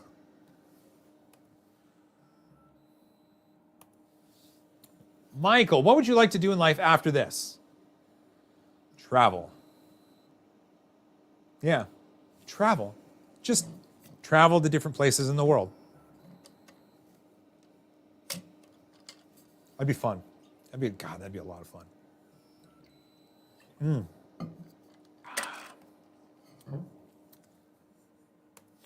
How do we find the email to you YouTubers? Go to the YouTube channel, and in the top, click About, and then in there, you can hit a button, and it'll tell you the business contact address. At least for me. Oh, look at that. And Alex said it right there. Hey, Joel, what makes this resin industrial? Fantastic question. Fantastic question. A resin itself, I believe, is industrial because of the processes used to make it and the guarantees that you have in the finished part. And so a lot of times, if you're printing with eSun resin or any cubic resin, it's not going to guarantee the certain isotropic properties that you might need in a part that you're printing. Obviously, you don't need isotropic strength in a little model that you're going to paint. But if it's for a jig or something in an automation assembly or something like that, you have to spec the strength that the part has, and then you can choose resins available to make that part which guarantee that sort of strength.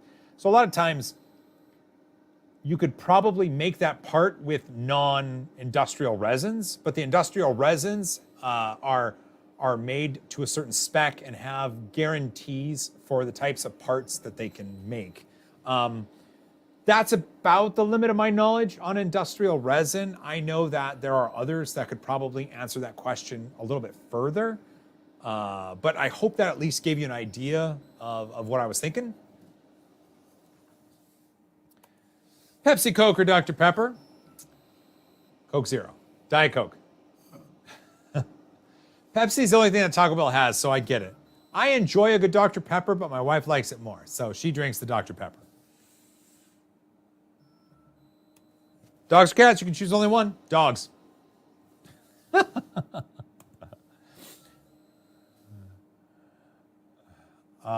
Ray, the cost and lockdown slicer, premium resins. There we go. That was for has to do with the industrial thing. Thank you.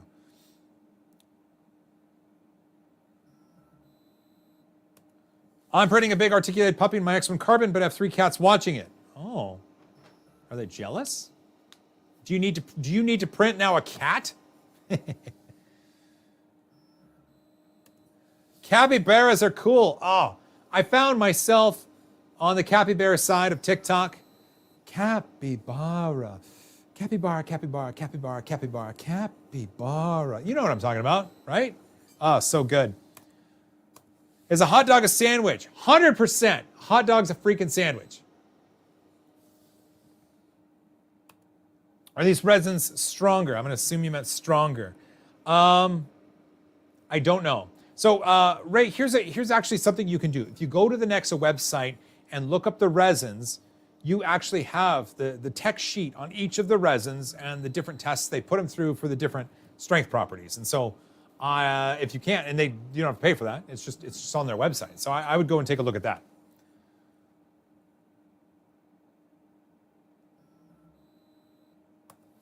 Would you recommend a resin printer for beginners? What resin printer do you recommend on a budget?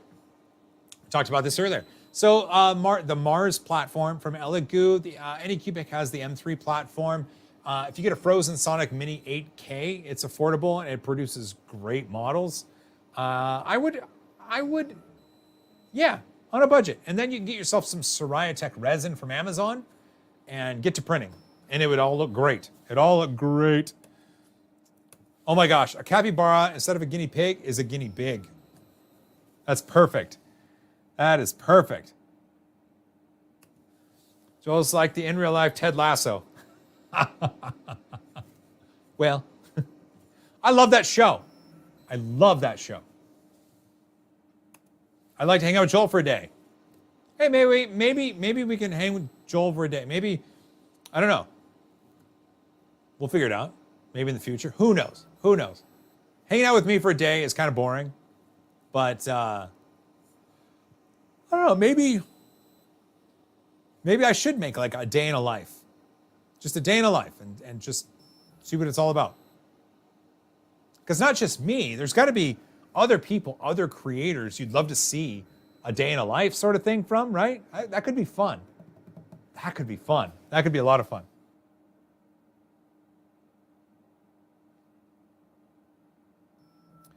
Okay, oh my gosh. I'm just gonna scroll. There's so many. I'm missing stuff. Oh my gosh, John, Smurf Fund with a $5. Thank you. $9.99, you out of your mind? Smurf Fund. I love it. Oh, you guys. Andrew Humphrey John said, $5. Smurf Fund. All right. We'll get there. Okay. There were so many comments. Like I was behind by like 10 minutes and I apologize. But I've caught up now. Let's see, how we doing? 17 minutes left. Oh my gosh. Wait, how many miniJoels are there? Is there 32? Let's see, I'm looking. Did I lie? No, I didn't lie. Did I lie?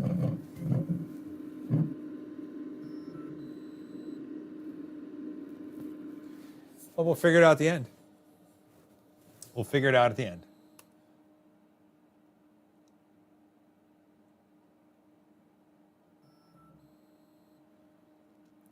California burritos are life. Oh my gosh. So good. Oh, creator slice of life. I love it. Have you been to a maker fair? Would you recommend it? Yes, I've been to a maker fair. I went to a lot of maker fairs back when they were happening, and even some that are still happening. Open Sauce, that's happening in San Francisco, is kind of a mix of maker fair and VidCon, and I'll be going to that too. I'll be there. Joel, can I spend the summer at your house? You cannot. Let's see. Hey, Wargaming Noobs, and you're back. What'd you miss? Not much, just a conversation. But we are 16 minutes away from this being finished.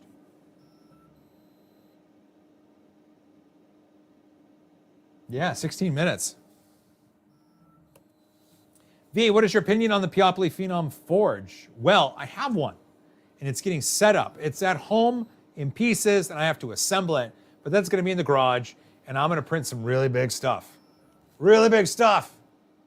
I can't wait. It's going to be a lot of fun. Do you think non-planar, is it planar or planar?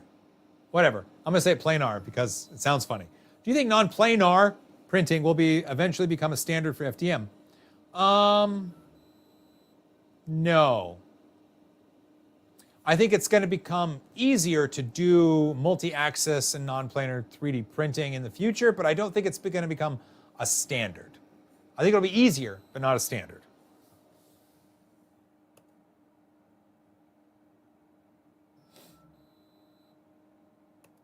Oh, not a fan of the Vlare slicer, but the Forge is solid. Lychee slicer works with it. Perfect. Thank you, Chris. You know, once I get it up and running, I'm going to call you. You can come to Seattle. We can get a Dick's Burger and work on the Forge. Thoughts on the Creality K1 compared to the Bamboo? All right, here we go. I don't care.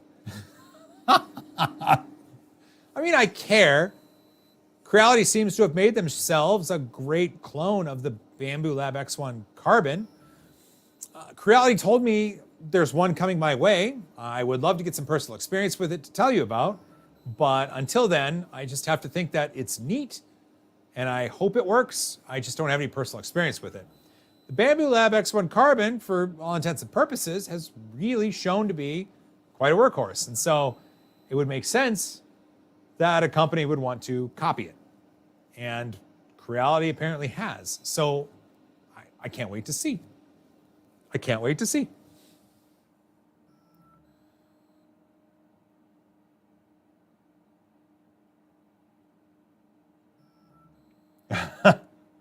I don't care is totally valid. Good. I'm sorry, totally valid. I don't care. It's neat. It makes if it makes fast and reliable 3D printing more accessible, if it lowers the bar and gets more people to get machines that are fast and reliable, I think it's great. But I'm not a fan of calling it an arms race. I saw that Bamboo article. Calling it an arms race it's a bit much. It's companies putting out machines with really neat features that people seem to like. I hope it just keeps happening. And I hope they work great.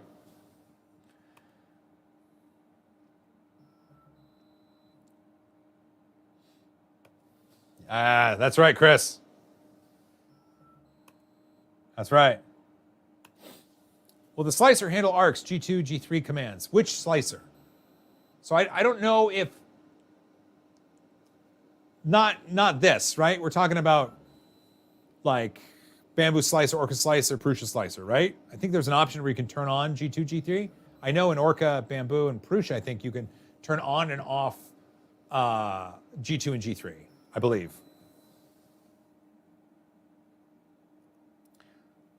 Lowering the bar makes things harder if it's limbo. And that's the John Stern I love right there.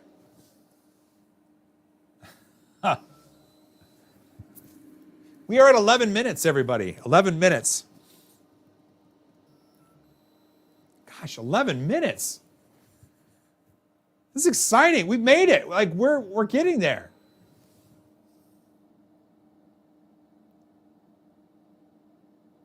Now, once this finishes, it's going to take me a hot minute to get this out and to put it on the Wham Bam mat and get a camera up close and all that. But, you know, we'll get there. We'll get there. How's everybody doing at home?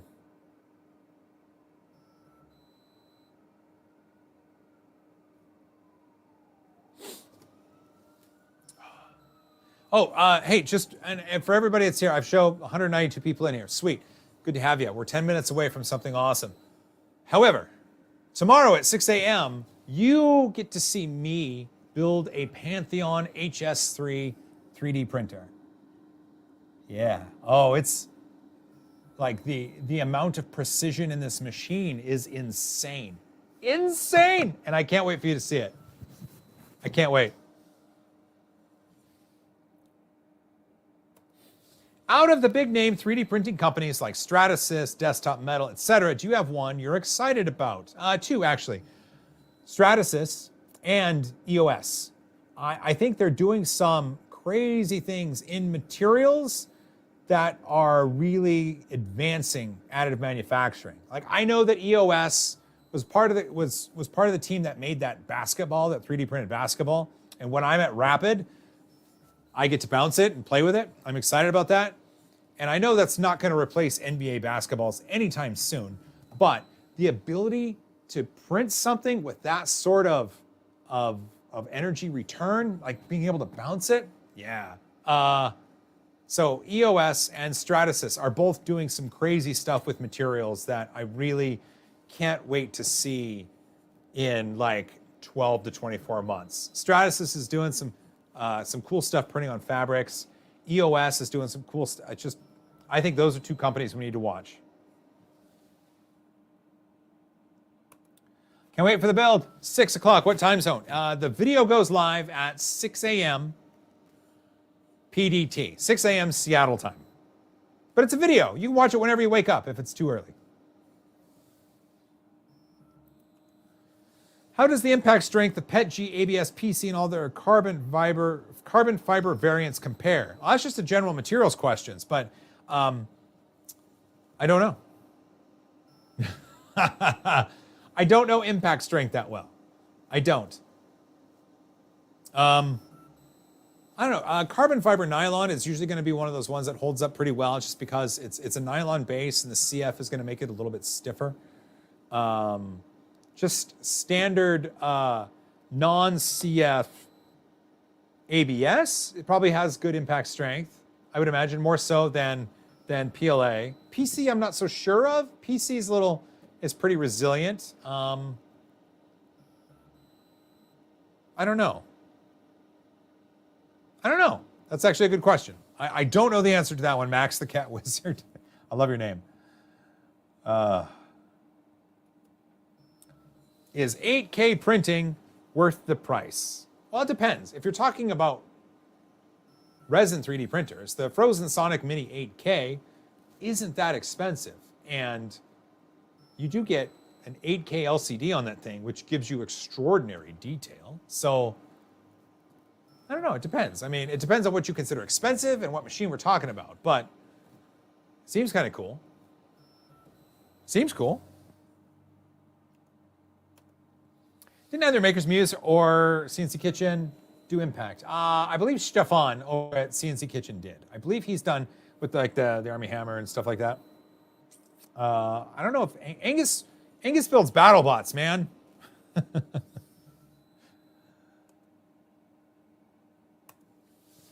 Any thoughts on Kevlar fiber materials? So I do have some Kevlar strand with my Mark Forged machine, and I haven't printed with it yet, but I've heard it's a decent fiber. I don't know any properties of it though.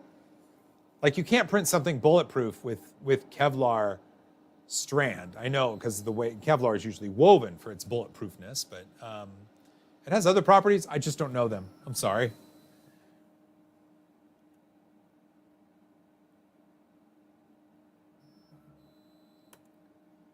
Joel, why don't you just sing for us instead of the background music? I think that's a terrible idea. How about this? There are 6 minutes left on this printer.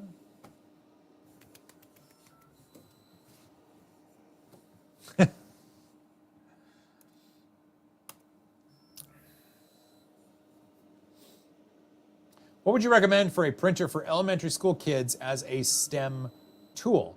I intend on donating a couple to my kids' school, but can't really decide. It depends. At the elementary school level, the printing projects aren't going to be very complex. So, and they're probably just going to be PLA. It's my guess. Really, something like the Prusa Mark IV, the Bamboo Lab P1P, the X1 Carbon, stuff like that. It's really, the user experience is refined, and so it makes sense that would be in like an elementary school classroom, just because the X1 Carbon and the P1P are a little loud though, so I don't know if they could have them in their classroom. You could always look at a Soval SVO6. They're like $250, and they perform really well and make gorgeous prints. But I don't know. It depends. Like in an elementary school, you want a 3D printer as a tool that just works and requires very minimal maintenance. Because we're dealing with kids, young kids, right? And the people that teach those young kids. So that's why I'm thinking Bamboo Lab or Prusa or whatever. But I mean, if you could throw an SVO6 in there and someone just make sure they keep running, that's not a bad idea.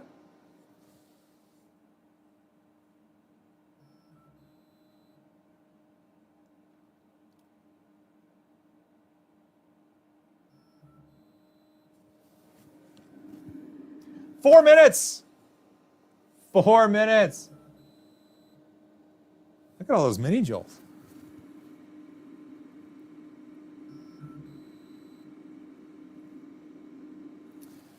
exciting. 4 minutes. We're almost there, guys.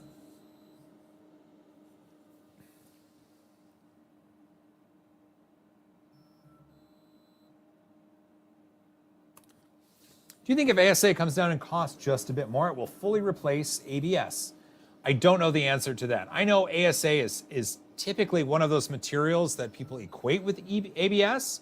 I know that ASA has UV light resistant characteristics, right? It won't fade in the UV light, whereas ABS will. But I don't know enough about ABS to know if it's the long-term replacement for, I don't know if ASA is the long-term replacement for ABS. I know ABS has been used for decades. Decades! So I don't know what it would take for ASA to replace that. I just don't know.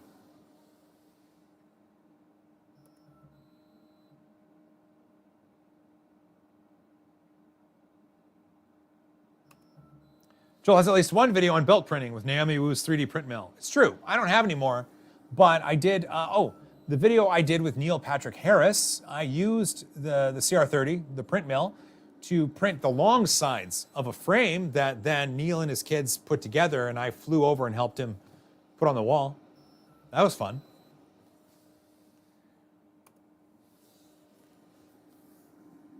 Two minutes.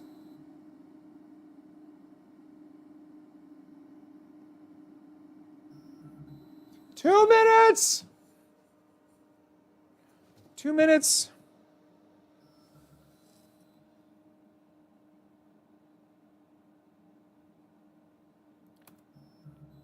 What are your thoughts on a resin printer that uses a UV laser for an outline and the typical monochrome screen for the rest of it? I think that'd be pretty cool.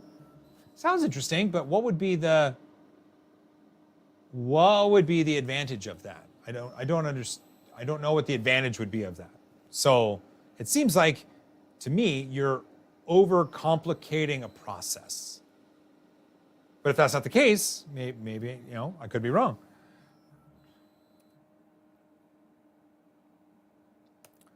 Are you any more videos planned with NPH? His schedule's been quite full. We talk, we text back and forth every once in a while, and there are future projects in mind. It's just schedules have to sync up, and that's difficult when you're very much in demand like he is. So eventually, I hope to work with Neil again. We're just working out the details.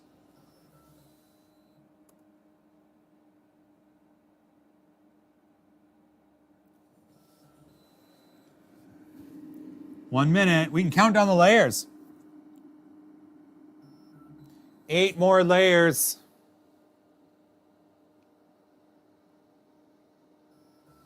Seven more layers.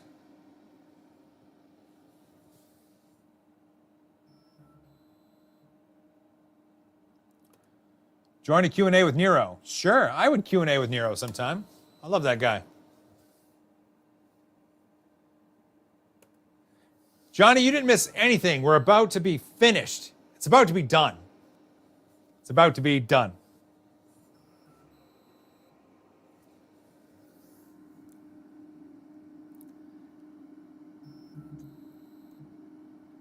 Two more layers. One more layer.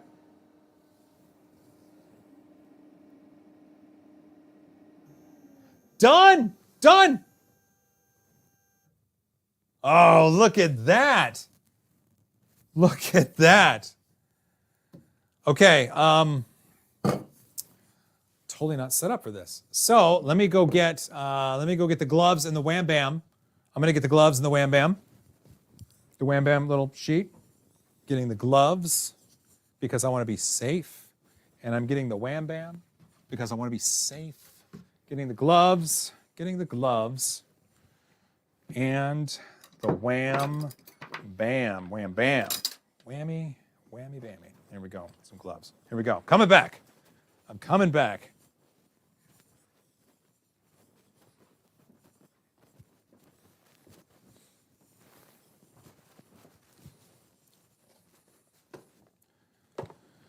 I am about to make a mess. I am about to make a mess. Here, don't want to get any more stains on my stupid hoodie. I'm about to make a mess.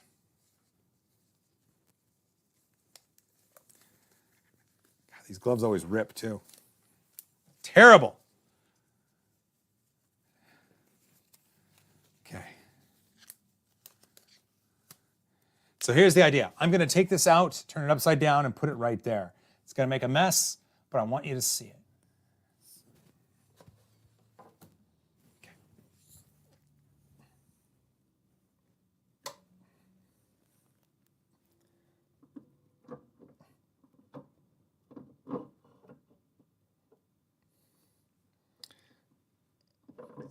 Okay.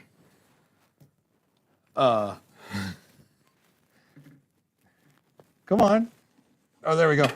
Oh, there we go. Okay, okay. Okay. I'm going to get the other camera on it. Oh, this is amazing. Hold on.